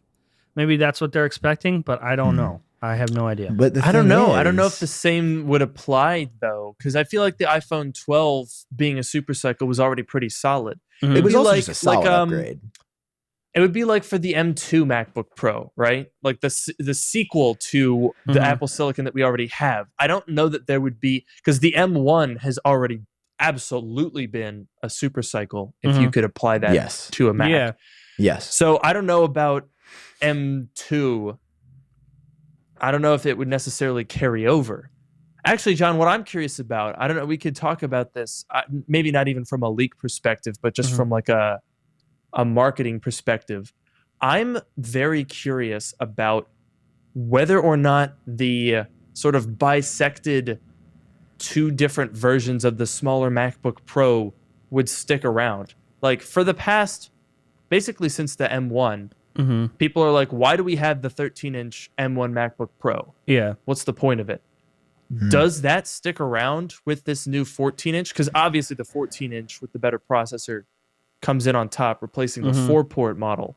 What happens to the base model? Does it stick around? Does it get the redesign? I don't know. Oh, I could see there just being the 14 and 16-inch MacBook Pro. And the 13-inch Air. But what if there is an in-between? Not really resurrecting the MacBook, like just MacBook, but because I think it was Gurman that mentioned like a new style MacBook Air, like not the like a MacBook Air, but also a weird one, like a higher end MacBook Air. And then my renders that I put out, we weren't told exactly what the marketing name for that was. We just sort of guessed based on I/O and the form factor of the actual device. We assumed that was MacBook Air. But what if that's not MacBook Air? What if that's like MacBook or a MacBook SE or just something in between? I hope I could see that. God, that doesn't happen though. So, but here's the thing though, Sam. The MacBook Air is $999. With John's concept at $999, how the hell are they going to sell anything else? Because that thing looks freaking spectacular. The colors, the amazingly thin design, that thing looks phenomenal. I could absolutely see $999 gets you the MacBook Air, does not get you the newest design. I mean, the MacBook Air only got the current design language in 2018. It was already years behind. So why would it get this new design from the MacBook Pro, the flat edge iPad Pro style? Why would it get that soon? Why would we not expect the design to take several more years to get down to $999? What if that new MacBook is the $1299 M2 MacBook, just plain, hypothetically, and then the 14-inch MacBook plain, and then the 14-inch? I can't see the 14-inch being less than $1799. I think it's coming in at that. I mean, with M1X with the 10-core thing, it's got to be. They'll completely ruin sales for the current M1 MacBook Pro if they do anything lower. But then if they get rid of the M1 MacBook Pro, you have this giant hole from $1,000 to $1,799. You need that $1,300 sweet spot that's right in the middle. And you know what? My perspective on saying I really hope that doesn't happen is not. That's a really good argument. Mine is the MacBook lineup is finally starting to get not complicated, because when they had MacBook, MacBook Air, and MacBook Pro, including 2 sizes of the MacBook Pro, I don't think that that's a good idea. I think it is confusing, and I think it makes the average person say, where do I even start? Do I just the cheap one? I guess I just get the cheap one. Like it didn't make sense. And for me, the MacBook was the most useless product that Apple has ever made. Like the MacBook. Don't get it. Horrible power. No, we get to get it. I tried to cut the Luke. Could barely. I've got one right here. Why, Luke? Get that out of my face. I hate that. Okay, do you guys know about the issues that the 2015 Retina MacBook had? Because we're talking about how useless it is. Do you know how bad that thing was from an engineering perspective? We will talk about how bad that was. Yes, but you know what is not my bad? Girlfriend back in college had it, and it was horrible. Like she had so many issues with it. You know what's not bad, Sam? John, I do. John, I do. What would you guess? It's not bad. John, I would guess home and auto. Home and auto insurance? Not bad. That's actually great, because Policy Genius that sounds is back. great to me. Policy Genius, guys. Give him a round of applause. Let's go, Policy Genius. Welcome back to the show, everybody. Good job, Policy Genius. You know what, John? What, Sam? You know what, Luke? What, Sam? It's the season to grill chill and see if you're overpaying for home and auto insurance. That's and what's Policy up. Genius is a free and easy way to look out for cash savings. Okay, for real, let's cut the chase here. Policy Genius makes it easier to compare your home and auto quotes. I don't know about you guys. We've talked about this for life insurance and how that product from them is important. But for home and auto, dude I bought my car learned this was a thing. It's so confusing. Everyone's charging different rates. And this is a service that helps you figure out how to save. Well, like, when we initially talked about Policy Genius, you and I, on this show, I was under the assumption that it was just health insurance quotes. Yeah. And I was like, man, this is a genius idea. If somebody would do that for home insurance and auto insurance, that would be a genius idea. But they already did it. Same and you company. Want to hear the crazy stat? This can't be real, but it is in red, it is bold, and I think they may have italicized it for our copy. They've saved customers an average of $12.50 per year over what they were paying for home and auto insurance. Could you imagine having $1,250 back in your pocket just by going to Policy Genius? Yeah. And checking them out and telling them that we sent you? There's not even a special code for us. They just know that we're that good. You go to policygenius.com and you start saving, because what you do is you head there, you answer a few quick questions about yourself and your property, and Policy Genius takes it from there. They compare rates from top insurers like Progressive and Allstate. They find you the lowest quotes that are going to fit your needs. And then the team at Policy Genius looks for ways to save more, including building them for you. Like, they don't just give you a one size fits all. They look at what you need. They look at your questions. It's top notch. And there's a reason they have thousands of 5-star reviews on Trustpilot and Google. John and I and Luke give it a 5-star review as well, because it is so confusing. I just read this. Let's say, assume you already have insurance, right? You can go to policygenius.com right now, answer a few questions, do all that stuff. If you find a better rate on Policy Genius, which you will, a better rate than what you have right now currently, they will switch you over for free. Wow. Incredible. Yeah. What a deal. So they'll just save you money for free. Yeah. That's what I'm hearing, Luke. That is what I'm hearing. All right, guys, policygenius.com. Check them out. Compare those quotes. There's not a better site that I've seen for this. Like, when I was looking for insurance, I looked at this. It was like, oh, Policy Genius. And I was like, I hope they sponsor my podcast one day. And here, they are. All right, guys, policygenius.com. Show them some love. Compare some quotes. Thank you to again. They made Sam's dreams come true. They did. How can you not respect that? Thank you, Policy Genius, for supporting this episode of The Genius Bar. The Genius Bar. We tried. Hey, fucking nice. Nailed it. We nailed it. In unison. Okay. Where were we? I wanted to bring up, because he was the one, we did have some news the last week or so, and you guys were partly to blame for that, because Luke was actually the one that gave us those MacBook leaks. There is a new via AppleTrack.com.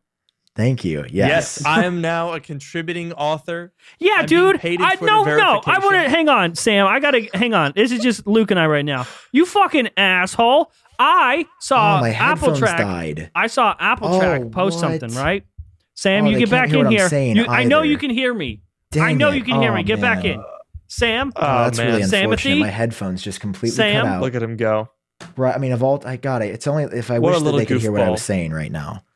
I wish. Oh man, what a bummer. Oh, Sam, I just heard him ding again. Poor guy. They're back. Oh, yep. This is what happened, guys. That Sam was so weird. That was so weird. You hush. Sam and I would go way back. I've heard that happen sometimes. Sam was like, you know what? One of these days, we should switch, right, John? You should write an article for AppleTrack, and I'll write one for FrontPageTech.com. That was literally John's Sam, idea, by the way. That's a genius idea. That's a good idea. That's a policy genius idea, Sam. That's a great idea. It is. PolicyGenius.com. Okay. And then I see AppleTrack has its exclusive. And so I'm like, okay, I click on the thing. I start reading. Okay, new MacBook stuff.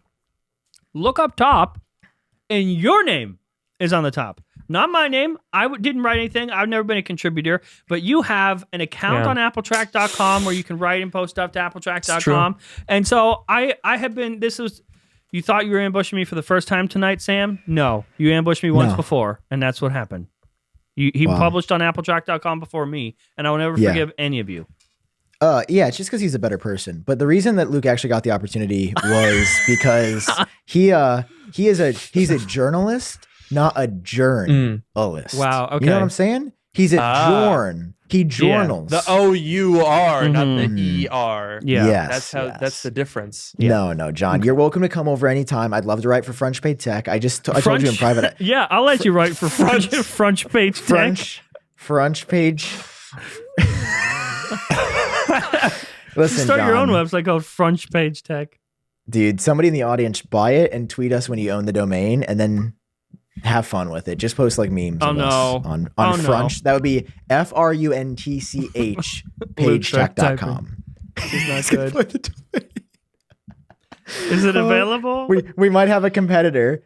I will say, Luke, though, you did sign a non-compete in the contract, so you're not allowed to start your own website. No, speaking of the MacBook Pro, we had some good stories. I'm looking at Luke's page right now. Listen, Luke came to me. He said, Luke came to me. He said, Sam. He said, I'm looking. Hold on, what's the Kanye line? All I needed was the infrastructure. Tell Sam Cole I need 1 million in production. All I needed was the infrastructure. By the way, new Kanye album coming soon, Donda. I'm so fucking excited for the new Kanye album. I'm a huge fan. Moving on. Luke said, I need the Kanye, thanks for supporting this episode of The Genius Bar. So here's the thing. Luke has some good scoops sometimes. Luke's got some connections, and I have vetted these connections. And we can't go into details about how this information was obtained, but I will tell you this. We obtained the information. And Luke, do you want to share what you found? You get all the credit, all the glory for this. I don't know how much glory there is in these pretty small little tidbits, but you know, it's got something. So the most minor one, but the one that most people are going to notice is probably that the Touch ID button seems like it's going to be backlit with dedicated LEDs. Now you're probably thinking to yourself, what the heck does that mean? And I also am thinking that because I don't know. But dedicated backlight, it's not like, oh, the keyboard is backlit and so is the Touch ID. It's like the Touch ID is backlit. This is like its own thing. And it seems like a semantic difference, but I guess it makes sense. I mean, if you look at the iMac keyboard, I'm using my 24-inch iMac pretty. Is in that green, the best color. Yep. I honestly agree. The green's really nice. This is my face for now. Okay. Well, I showed Sam. And so I'm a pleb, so I just got the boring one without the Touch ID. Mm-hmm. But obviously, with the Touch ID keyboard, you got the little ring. Oh, wait, right? I got you. Literally. Yeah, you got the ring. There you go. No flex zone. Okay. I got you. During the big spender over here. Big spender. Big and zaddy. So the thing is, right, on the new MacBook Pro, we're getting rid of the touch bar. That's common knowledge, which means function keys are coming back. Seems like it's pretty likely that the new iMac keyboard layout with those function keys up there and the ring Touch ID sensor would probably stick around as well. But it would be weird if like all the keys are backlit, right? And you got all your function keys glowing away at night, and then you just have like this weird dark spot in the corner. That would be odd. So when you think about it from that perspective, I think I think the backlight makes a lot of sense. Now the other two, one is good news, which is UHS 2 That, by the way, that card. officially convinced me. By the way, that little spiel right there, that convinced me. Yeah. Wow. Did you hear that, Apple? Backlit Touch ID? Did you hear that, Apple? That AppleTrack.com convinced a customer to buy something. No. No, that was the tip. Anyway. Write that down. I was going to buy it anyway. No. I'm saying that he convinced me that the Touch ID with the light under is happening. Okay. Apple PR? Writing it down. Sam Cole. All right, write it down. All I have is Apple a highlighter, Track, okay? Write that down. All I have is a highlighter and an iPhone 4. Will that work? Has an iPhone 4 on hand. I have 100 of them over there. Will this turn on? No. It would have been cool. Sad. I don't have. But yeah, anyone have a spare 30-pin connector? I have 40. Okay. Can you send me one? Yeah. And then the third scoop, Luke. The third scoop was actually kind of sad. John, this might change. Oh, it's happening. Your video's taking a shit. Oh, great. Oh, it's recovering. She's back. Oh, she's not looking good. Back. Well, that's everyone's favorite activity every week is watching your videos. It is a running. My AT&T. Notice how Luke's has been fine this whole time. Oh yeah. But is Luke hardwired in? Is Luke wired in right now? On Ethernet, yes. Yeah, of course. That's a responsible citizen. See, my MacBook Pro M1 does not have an Ethernet port. Could you imagine? I'm not wired in. I'm on Have you ever heard of a dongle? A dongle. You know what? That's actually a good idea, Luke. I'll go buy a dongle next week. I appreciate that. Thank you. There you go. That's your little pro tip.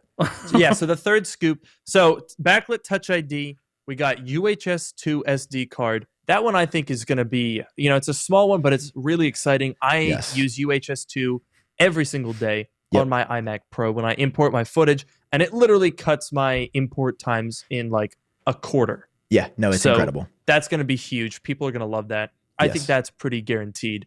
It makes a ton of sense. Yeah. The third one is kind of a bummer, and it seems like there's not going to be 64 gigs of RAM on this new one. Now, I'm not going to go and put my career on the line for this because what about your Mark eyebrows? Gurman also no to that. Okay. But Mark Gurman had said up to 64 gigabytes of RAM. Although, up to 32 is up to. Yeah, fucking Gurman every time. When you're like, when you this is what happens though. Right. You hear him say up to 64, and then you hear 32, and you're like, oh, he's so Gurman's smart. wrong. Guys, Gurman's wrong, but then you really think about it. Yeah. But then you think about it, and the man is not wrong. I was doubting, putting that exclusive out. I was like, I don't know. Do I want to contradict Gurman? But up to 64 gigabytes of RAM, they could put 57 in it. Exactly. Yeah. No, based on the information we obtained and vetted, it's going to be 32. Based on what we've seen, I think it's very credible. 32. Honestly, I'm not that mad about it. I don't really think on a MacBook Pro, especially in Apple Silicon with their insanely fast and efficient memory. I mean, I was editing 4K on my base model iMac. Doesn't even have the 8-core GPU. I've got 8 gigs of RAM in here. It did fine. Yep. I really don't think you would. I don't think you'd need 64 gigabytes of RAM. What would 64 gigs Pro. of unified memory look like? Dude, it would just be, I literally think for the M1X, it would just be too much. Yeah, 64, like not too much, because there's never too much, but it would be overkill for M1X. The chip is, the chip is already a monster. The thing is going to be huge. I mean, you just look at the M1, you're doubling the performance cores and doubling or quadrupling the graphics cores. That's physical, actual size. So the thing's gonna be massive.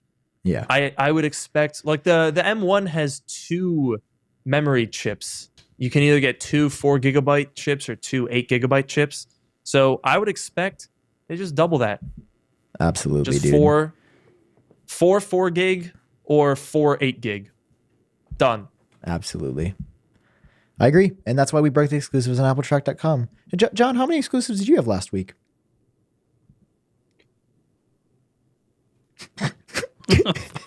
I have an exclusive. Okay. How about fuck you?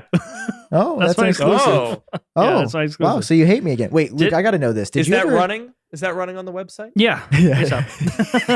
Fuck sample. No, did we have any exclusives last week? Let me look. No, you didn't. Yes, actually. Wait, was July 8th? Was that last week? 3? No, that was not. No. John, that's 11 days ago. What a goofball. Time is hard, I do man. this. I do. Now, here's the thing. Either way, you wouldn't have counted that because it was a pixel leak. So yeah. Android leaks, I mean, those are a dime a dozen. No one cares about that. Dime a dozen. Nobody cares. Anybody can do it. I mean, I've been leaking Android for years on AndroidTrack.com. My Android Google videos this year got more views than my Apple ones. So maybe I should switch to Android. Okay, good to know. You're gonna have to. You're already looking for other work, dude. Yeah, it's rough. But Luke, I gotta know. I gotta ask you a question. Quick Q&A section just from me.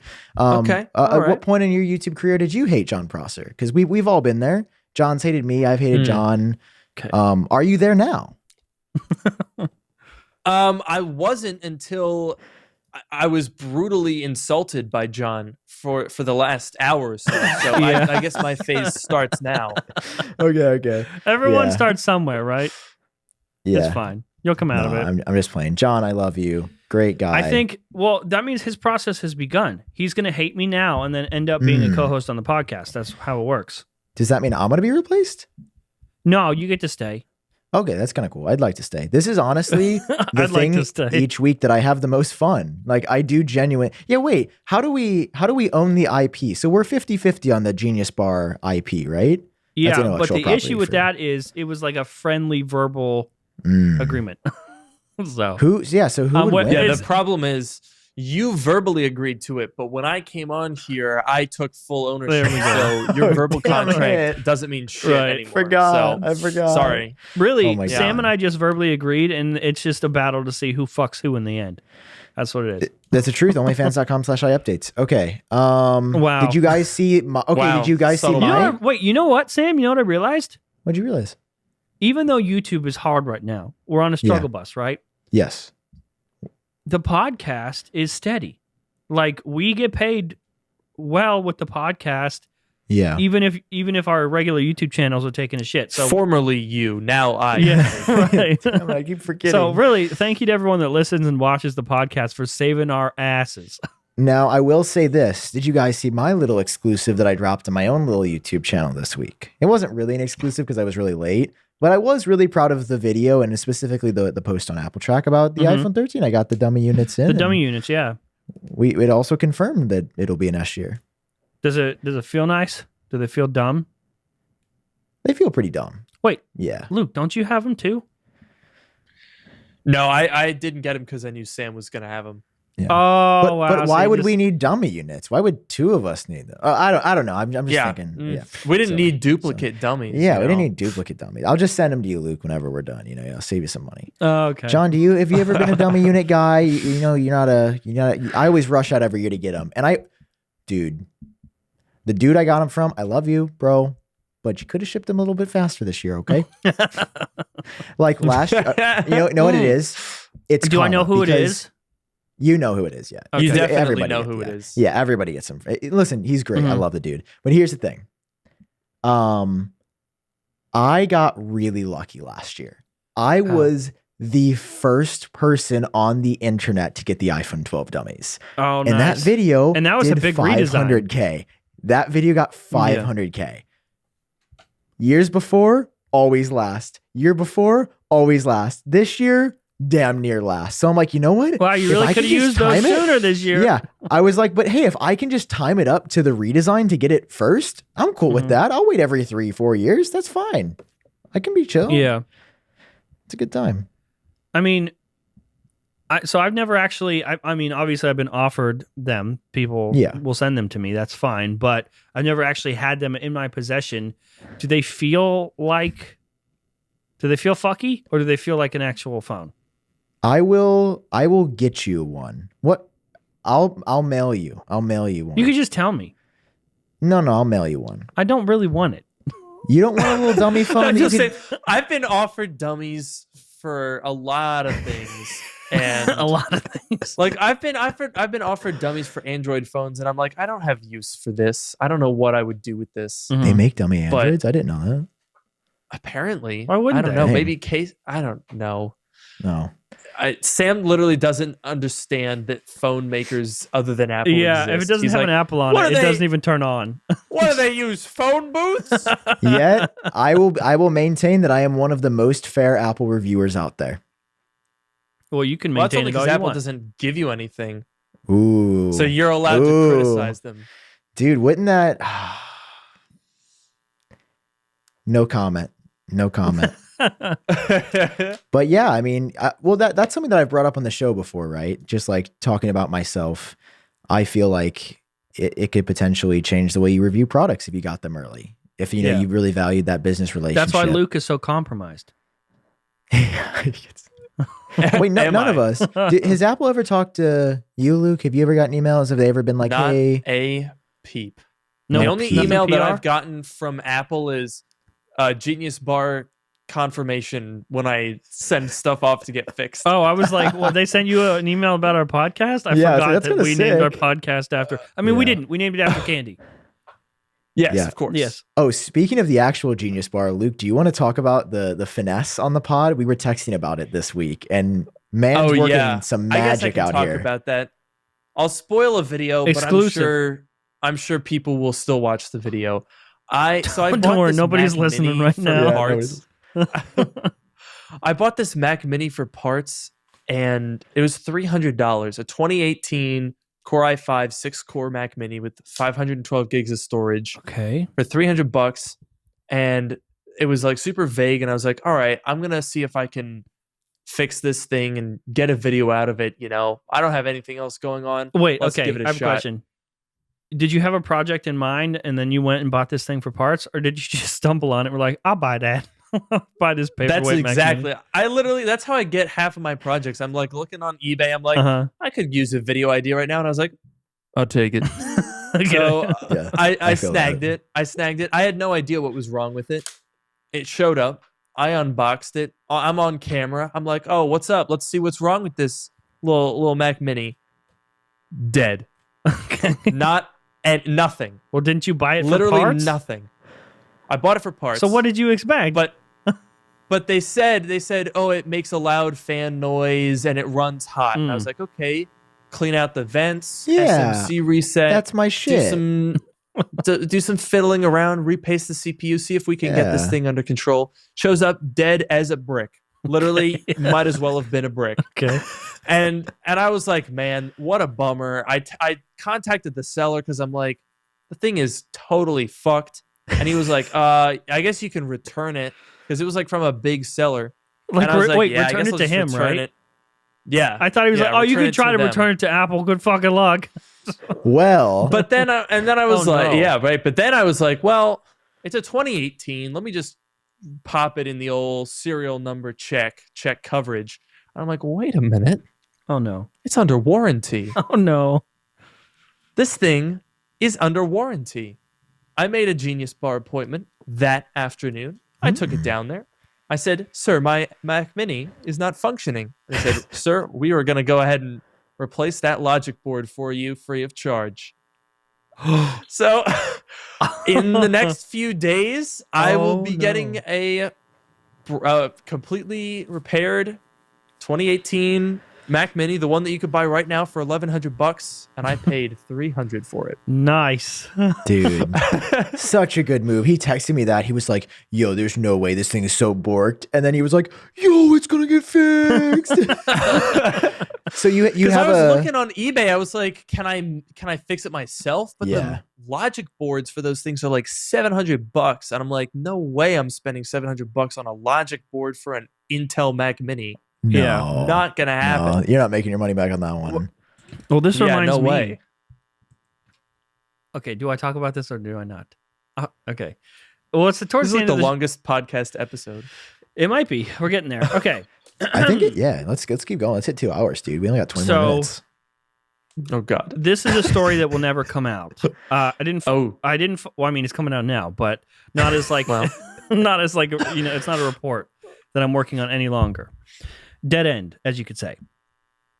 I was working on a story 3 weeks ago.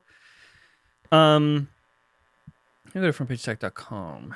You know the Amazon story that came out about how they were like throwing a bunch of stuff away? Remember that? Oh, yeah, Karina worked on it, right? Karina worked on that story, I think. Yes.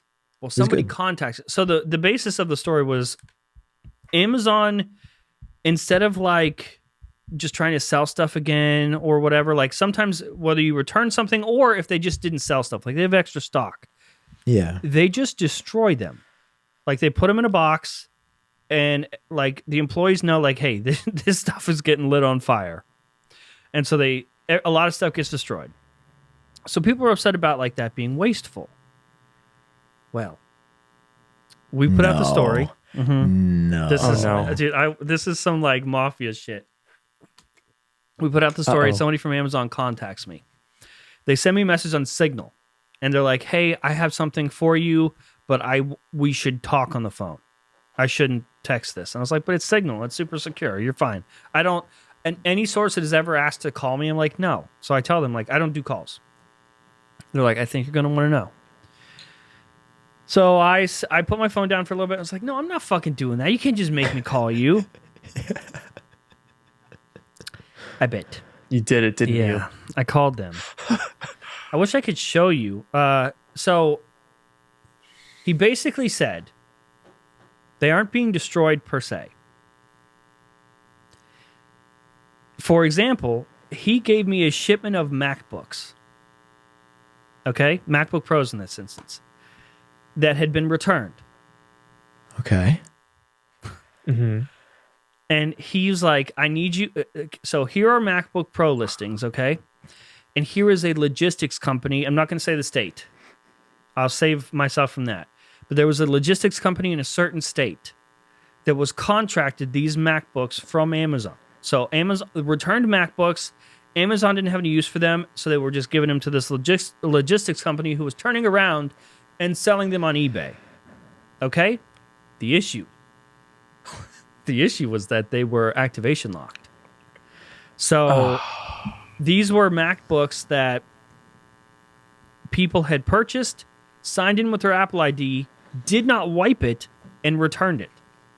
And so Amazon couldn't sell them back on Amazon again. And they couldn't unlock them to wipe them. So Amazon was giving them to a logistics company that would get rid of them. Dude, I have so many questions. And so, well, hang on. It gets. So we wanted to confirm this because this guy's yeah, just like, this would sketchy. this would be a pretty big story. Like that's something that you see in the Wall Street Journal. The way this is lined up, this guy's like, I mean, hypothetically, you were getting a MacBook, you're signing with your Apple ID, right? And then you don't want it for whatever reason, you return it.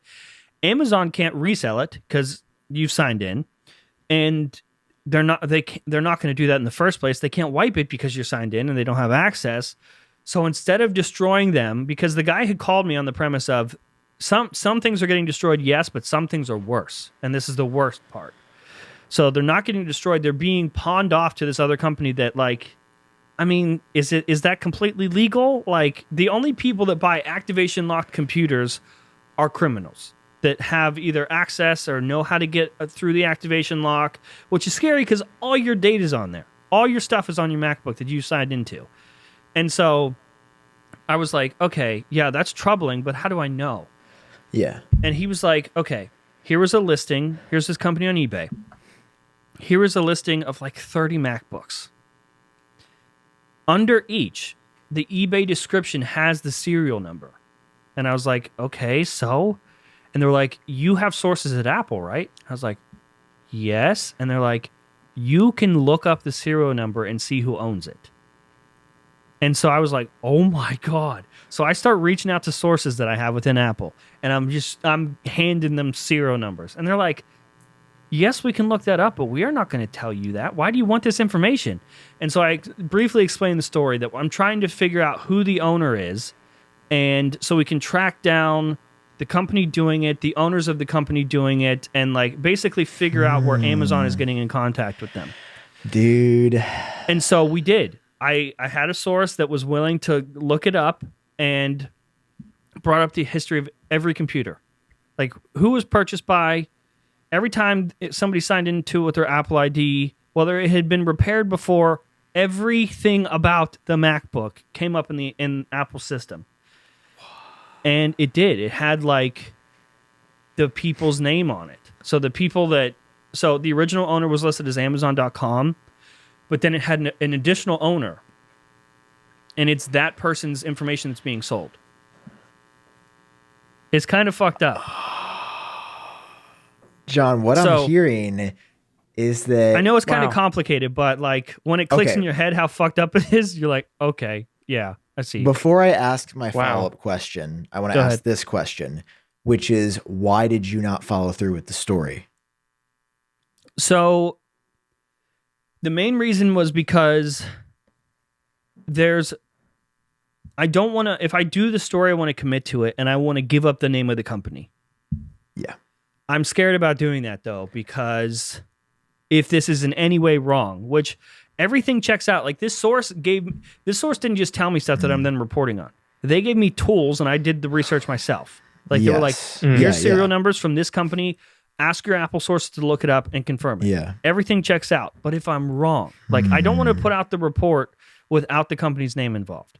But if I put out the report with the company's name involved and it's wrong, then I'm fucked up. So well, you would be eligible for a libel claim. Slander, libel, yeah. You would be if I'm pressed, wrong. but like so we had reached out to the company and just haven't heard anything back yet. So we're sort of waiting for comment from the company. Gotcha. Just being like, hey, you don't need to lie. We sort of did all the research and we already like linked stuff back to you. We just need confirmation. And who knows? Another reason why we didn't report on it is maybe there's a good reason. I don't know. I can't think of a good reason, but maybe there's a good reason. because this is Amazon, right? Like they're super like they're very reputable, supposed to be very reputable. You wouldn't think they're doing like back alley dealings like this with MacBooks that are yours. Dude, the angle I'm seeing is that Apple is a company that says they're going to protect your privacy, and they're working with a company that would subject you to not that. Well, Apple's not. That's the thing. Apple's not doing it. I but guess if Apple knew about Apple's this, working with Amazon. Yeah, I'm saying Apple has a very.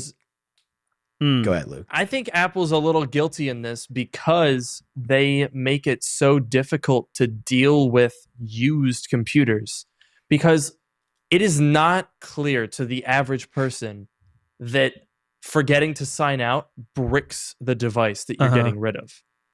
Yeah. If you have anything 2018 and on with the T2 chip and you forget to sign out, that device is e-waste. Yeah. It's trash. Right. And yeah, there's definitely those sneaky things, but it's like, I kind of feel like if Apple's the one making the computers and they're making a computer that you could buy and return and not only brick the device, but also have your information exposed in this like absolutely insane paradox of too much security and nothing in the form of security. It just, I don't think Apple has the right approach to the, like, as a guy who's dealt with used Macs a lot, activation lock is the bane of everyone's existence because it is strict beyond reason. Yeah. When people get rid of devices, there should be a way to distinguish between a device that has been discarded and a device that has been stolen. Yeah. In my opinion, I think that an activation lock should deactivate if a device hasn't been used. You know what I mean? Yeah. Like after so many days. When I got those 100 iPhones, 75 of them are activation locked. They're 11 years old and they are still worthless, even though most of them haven't been turned on in years. They all came from, they've been passed around from recycler to recycler for who knows how long. Yeah. And it's there's got to be a better way to do it. Well, like there's got to be a better way to do it. I don't know if you can see this, but this is some of the listings. Like this one company had like these. So it's MacBook Air, Retina, 13-inch, 2020. So these are all from last year, and it was like 30 or 40 of them that are just like no, and they're like, you know, they're identical. 2020 MacBook Air, Retina, 13-inch. It's like a company like Amazon has stuff like organized into categories and just gave a box full of stuff to this company. Like their hobby is not buying specifically 13-inch MacBook Airs from 2020 and having 40 of them to resell activation locked. They're being handed a box of them. And it's just sketchy. It's very sketchy. It's absolutely sketchy. Hey, I've sued Amazon once. You know. Have you? What? Yeah. Oh, in small claims court, right? Yeah. I remember this. Did you really? I did not win legally for legal reasons. I did not win, but we did settle outside of the court. Wait, is this real? Yeah. Why don't I know about this? That's one of my most popular videos, actually. How I sued Amazon and finally got paid, because that is also legally correct. Okay. What was it about? What happened? So they messed up. Go on. I sold it. You know, speak of used products. One thing I just want to say, Luke, is I think there could be a better system. I also do like the current state where it is super consumer focused for being protected. Now, not used consumer, but like I do like that there is almost no incentive to steal someone's product ever. Yeah. And unless there's some back alley Not dealing quite, like this, though. where there are people that Not can quite, unlock though. it. Because here's the thing, the most valuable part of a MacBook Pro is its screen. And that it's not tied to anything. So if I'm a criminal and I see someone's 2018 MacBook Pro, I can pop the screen off and the screen is worth 80% of what the whole computer's worth. Oh, really? Maybe not 80%, but the screens, Retina displays are unbelievably like $500 in good condition. What? I didn't know Easy. that. Okay. So, I mean, I hope I'm not giving any criminals any ideas out here, but it's like locking up someone's data. Yeah, it means you can't sell the whole computer, but you can sell everything but the logic board, and it's not like it's worthless. When I'm saying it's good that Apple has the data locked up, I think that's where I'm coming from. That I'm happy that somebody can't steal my iPhone and read my text messages. Because I definitely agree. There a way to iCloud bypass? Is that real? I know there's a way to break the passcode. I know there's a way to get to the passcode. Data. Okay. So that's good. I'm happy that it's like that by design. But like you said, I mean, yeah, it's definitely not fully effective if you can just rip a screen off or rip the CPU or logic board out as well. So yeah, fair point. Yeah, with Amazon, it was an interesting turn of events. Long story short, I was at school and the new 2019 16-inch MacBook Pro came out. Or maybe it was the 2018. I think it was actually before the 16-inch. And I had just gotten the new MacBook and I said, hey, I want to sell my old one because I have no need for this. So I wiped my computer, sign out of iCloud. Of course, when I'm selling things, I'm not going to try to scam somebody. Like I'm just like, here's a computer, you pay me the money. And this was the time when Amazon let you sell used products. They let you say used Apple products. Because if you guys remember, Amazon didn't start as the one place for everything. It started as an alternative to eBay where you could sell peer-to-peer. You would use Amazon's fancy storefront listing to list your own thing. And I liked Amazon because you didn't have to do photos. You would just list the condition. It was really, really easy with almost no verification. So I sold thousands and thousands of Apple products on Amazon over the years. Then this comes up and I sell the product. I ship it out within like 2 days, which is pretty quick. I'm like, hey, it'll be there, within the week. And while the thing is in transit, I noticed the guy says, hey, I didn't get my MacBook. I was like, oh, yeah, it's only been like 2 days. It'll just be a little bit. And then I checked the tracking and I see something that's a little shocking where it says package was lost in transit. What? And I'm like, oh no. So then I'm like, I'm going to call UPS and figure out what's going on. So I do it the next day because they're closed. I call the next day and they're like, nope, tracking's good. So I checked the tracking. Sure enough, it was just lost like in their system for a second. The laptop's found and it's actually been delivered at this point. Oh, okay. So I go, sweet, no issue. Then the guy goes, didn't get MacBook, escalating to Amazon if you don't act now. What? I go, no MacBook. I said it was delivered. And then he made his fatal error. He goes, the wrong person at my house signed for it. Amazon, give me refund. What? And I said, well, so I said, that would be really interesting if somebody that wasn't you signed for it because, bitch, I didn't get signature confirmation on this motherfucker. Yeah. Okay. So what'd you sign for? You scammer. This is exposed. Chris Hansen, come out, come get him. So yeah, he checkmated himself in 3 moves.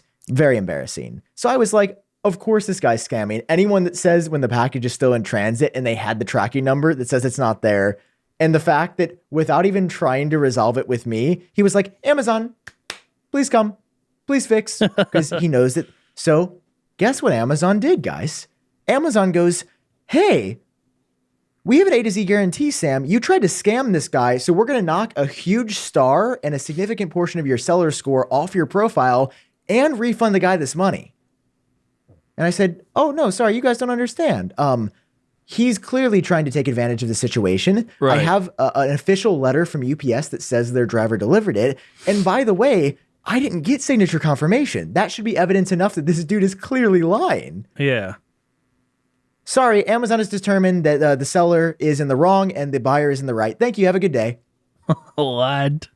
Hey, Amazon. Just want to let you know I'm going to follow up here. Could you please refund me the money or give me my laptop back?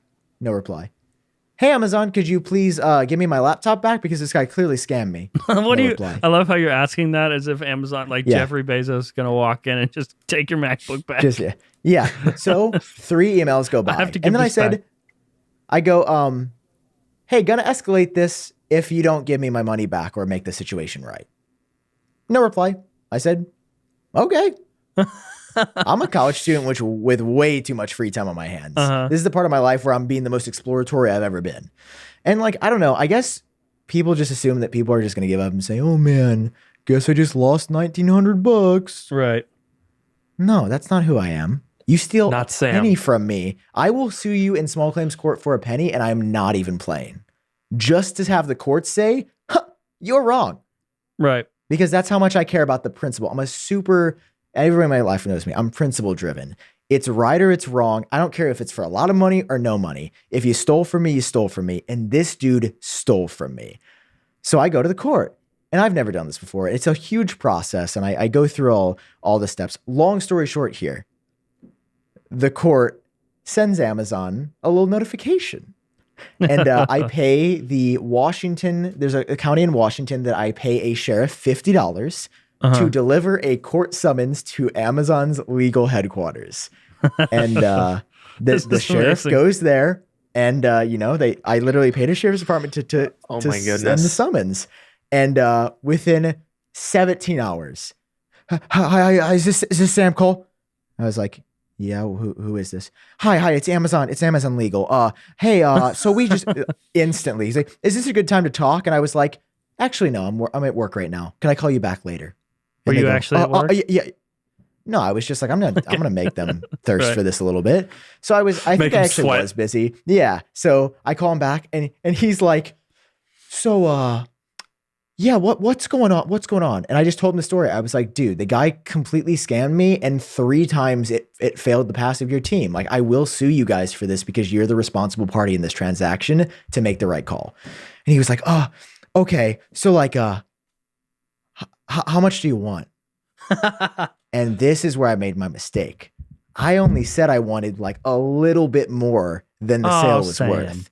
I should have said, I want 20 grand or I'll see you in court, Buster. I'll see you in Peoria, Illinois courthouse because that's where I'm suing you from. I made a little bit on the sale, long story short. And at the end of the phone call, I'll never forget, I was like, all right, thanks, man. Like, I do appreciate it. And of course, like, we were both professional, and the dude was really like, I just want to make this right. I don't want, he was like, I don't want the smoke because he knows it's bad for their brand. Amazon's all about customer service. Yeah. And I was like, yeah, have a good one, man. He goes, by the way, yeah, next time we don't do something right, just like give me a call on this number first. Just like give me a call first, okay? So, damn. Okay. All right. Sure. Yeah, I won't sue you. If this is the number that it takes to get what I am rightfully owed, then sure. Because like that's the moral at the end of the day. Amazon overprotected the customer. Like, also, I get if there's like no evidence really, but the fact that the dude said signed for and I didn't have anything to sign for. Right. Like the fact that his excuse was somebody else signed for it. Not even like, yeah. And the fact that passed their quality control, I was like, yo, guys, like something's got to change here because that is messed up. And I also do it because I'm like, listen, I could afford this. Like if I lose the $1,800, I'm okay because I'm lucky. But like, what if you're somebody that needs a new laptop for school and you're selling something because you need that? Yeah. And Amazon just says no. I'm like, no, this is not right. And then like, you can't. Maybe you don't have enough for even like a small court claim, or for rent next month, or for food next week. Like you don't know what people's situations are. And I was like, this is wrong. I want them to fix it. So that's how I sued Amazon. So basically, you stuck it to the man, and they paid you $1 million. I wish it was anywhere near $1 million. I got paid $400 more than the laptop was worth. That's still a win. Yeah, it's a win. You still came out on top. Wins. You sued Amazon and eBay won. eBay does that kind of stuff No, I too, settled. I didn't win. Settled, I didn't win. Whatever. You Legal won. disclaimer, I settled. You can say that I settled with Amazon outside of the court system, and I'm very happy with the settlement. Okay, well, I say that he sued Amazon and they caved. He won. That's John Prosser's opinion. You can find John Prosser at... You should just bleep your address. Yeah. Okay, anyway. Is that it? That's the story we got to go out on. Have you guys ever sued anybody? It's just me? No. No. You guys can sue me. I threatened very vaguely one time with eBay because some guy like tried to a similar thing. MacBook showed up. He goes, I want a full refund. It's very slow. I say, sir, it's from 2010. It's a 2010 MacBook. eBay gives this schmuck the refund. And I called him up and I'm like, yo, you guys are paying me back for this or someone's going to have an earful, and they paid me back for it. Well, hey, at least you have to sue them. Yeah. I did not have to pay a sheriff to deliver a court summons. Right. So I think I came out on top. I almost had a similar run-in with UPS as a company about 6 months ago. What? This one I'm not going to detail for. Just long story I feel short, like we've already gone so long. I sent the story, or I sold the Next iPhone time 11 people Pro, see my Luke old on the one. podcast, they're gonna go, "Oh fuck, let me clear out half my day." I sent an iPhone through UPS, and the same thing happened. Halfway through, they go, "Item lost in transit." So I go back and forth between UPS for days. Nobody can tell me where it's at. And then I'm just like, "Yeah, okay, can you give me the iPhone back?" They go, "Nope, lost in transit." And I said, "Okay, well then where's the box? If you lost, so they said we found just the box. That's what they said." I said, "Okay, well then where's my box? I mean my fucking box back." They go, "Oh, what do you mean? That's a $700 iPhone that you guys lost." Yeah. They go, "Well, you didn't buy insurance." I said, "No, I don't have to buy insurance. This was in your responsibility." Yeah. So here's the little trick that I learned, and I share this to close out the podcast and share some knowledge. When you buy from a UPS store, these are individually franchised, meaning that those refunds and insurance go straight to UPS corporate. You are paying UPS corporate to cover the store. When you don't buy insurance, the local chapter is responsible for reimbursing you. So you don't have to buy insurance, because I said, it was a man who owned the store. I said, "Listen, sir, I don't care who lost it, but that was $700. I'm not going to take a $700 loss here. So you can give me the $700. I can give you the exact dollar amount with nothing extra that you owe me. Yeah. Or we can take it to the next step." And he was like, "Here's the check." There you go.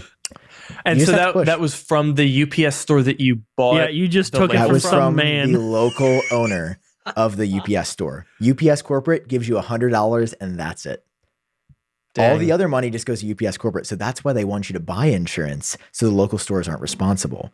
But it is still UPS's responsibility to not lose your thing, insurance or not. Now, breaking is a different thing. That's why you might want to buy insurance. But as far as losing an item entirely, yeah, never buy insurance if you're just selling stuff, unless it's like fragile or there's some monetary value. So Lesson of the day. Okay, everybody, is that it? yeah, thanks, Luke, guys. Sorry, thanks for I feel like coming I on the talked show. long at the end. Yeah, thanks for coming, Luke. Of course, I would come again. You would, but you're not going to. You can come next week. Well, we'll leave that. We'll see if people get really mad about this episode being super long. No, people are gonna love chaotic. it. Yeah, people always ask for the episodes to go long, and I think that this was good. It's appropriate that we did 2 hours with a guest. I think it was really fun. And Luke, you're a G. I love you, bro. You're quickly becoming one of my best pals. And since this is our first guest on the podcast, kind of a big deal. He's the first one. We just got to send him a nice little trophy, which means, Luke, my friend, you have the floor. Tell everyone where to find you and about your podcast and YouTube channel. Yeah, if you guys don't know about me, I do basically what these guys do. So pretty easy to figure that one out. You can find me on YouTube at Luke Miani. I don't know. You can kind of just Google me and it kind of itemizes. We'll also put links down there somewhere. Yeah, Twitter at Luke Miani. OnlyFans at Luke Miani. I guess that strikes your fancy. I also hosted a podcast called Dark Mode, where that's without an A, dark without an A, because we tried to be clever. And we have a lot of fun. It's a little chaotic. We don't have sponsors, so you don't have to listen to advertising. That's a little plug. Are you dogging our pod? Cut him. Yeah, that was Lucas. Hang on, this is why you go back to this guy. That's what happens. There we go. That's what you get. Don't you ever fast sponsor. You can catch Dark Mode on Sundays at 9 p.m. Eastern U.S. time. And you can, at a regular time, live, where you can talk to me while the podcast is happening. I think we should do the podcast. I think we should change our day, Sam. I'm saying it. Yeah, Sundays is at 9. You free? Yeah. Yeah, I think so. Live? Maybe we'll do it live. I'd say live, probably on youtube.com. Interesting. We probably that. No, but for real, I think we should. What our day is usually, we said it was Monday when we launched. That was when we launched. Do you remember when we sat down and we had a conversation? We're like, Monday will be the best day. We'll record on Fridays. That shit doesn't work. What? Were we high? That doesn't work. So I think, so we still get a nice fresh weekend. I say we record on Mondays and make Tuesdays our official day. Okay, I think that's fair. That's what we've been doing, and that probably is because we should take the weekends off. I usually have a lot of free time on Sunday, but we should take it off to and until we officially say it's Tuesday, everyone is going to say that we're late, even though we're always happening on Tuesday. It's always late because we said it was going to be Monday. Yeah, absolutely, Luke. Thank you for coming on. We love you. We thank you. You're a great guy. We've done a lot of joking in this podcast, but unironically, Luke is a great person, personally, professionally, and you guys should sponsor his podcast and watch everything that he does because they're really brilliant videos, and the dude is a genius. So check out Luke. He is awesome. Thank you, Sam. And I'll right back at you. Oh, thanks, man. Love you, bro. He just all right, dittoed thanks, guys. We did it. We broke 2 hours. We did it. Bedtime. Wow. Okay, bye-bye. Yeah, it's literally midnight Luke, here. you got to duck. You got to get out of the shot. Okay. See you next week.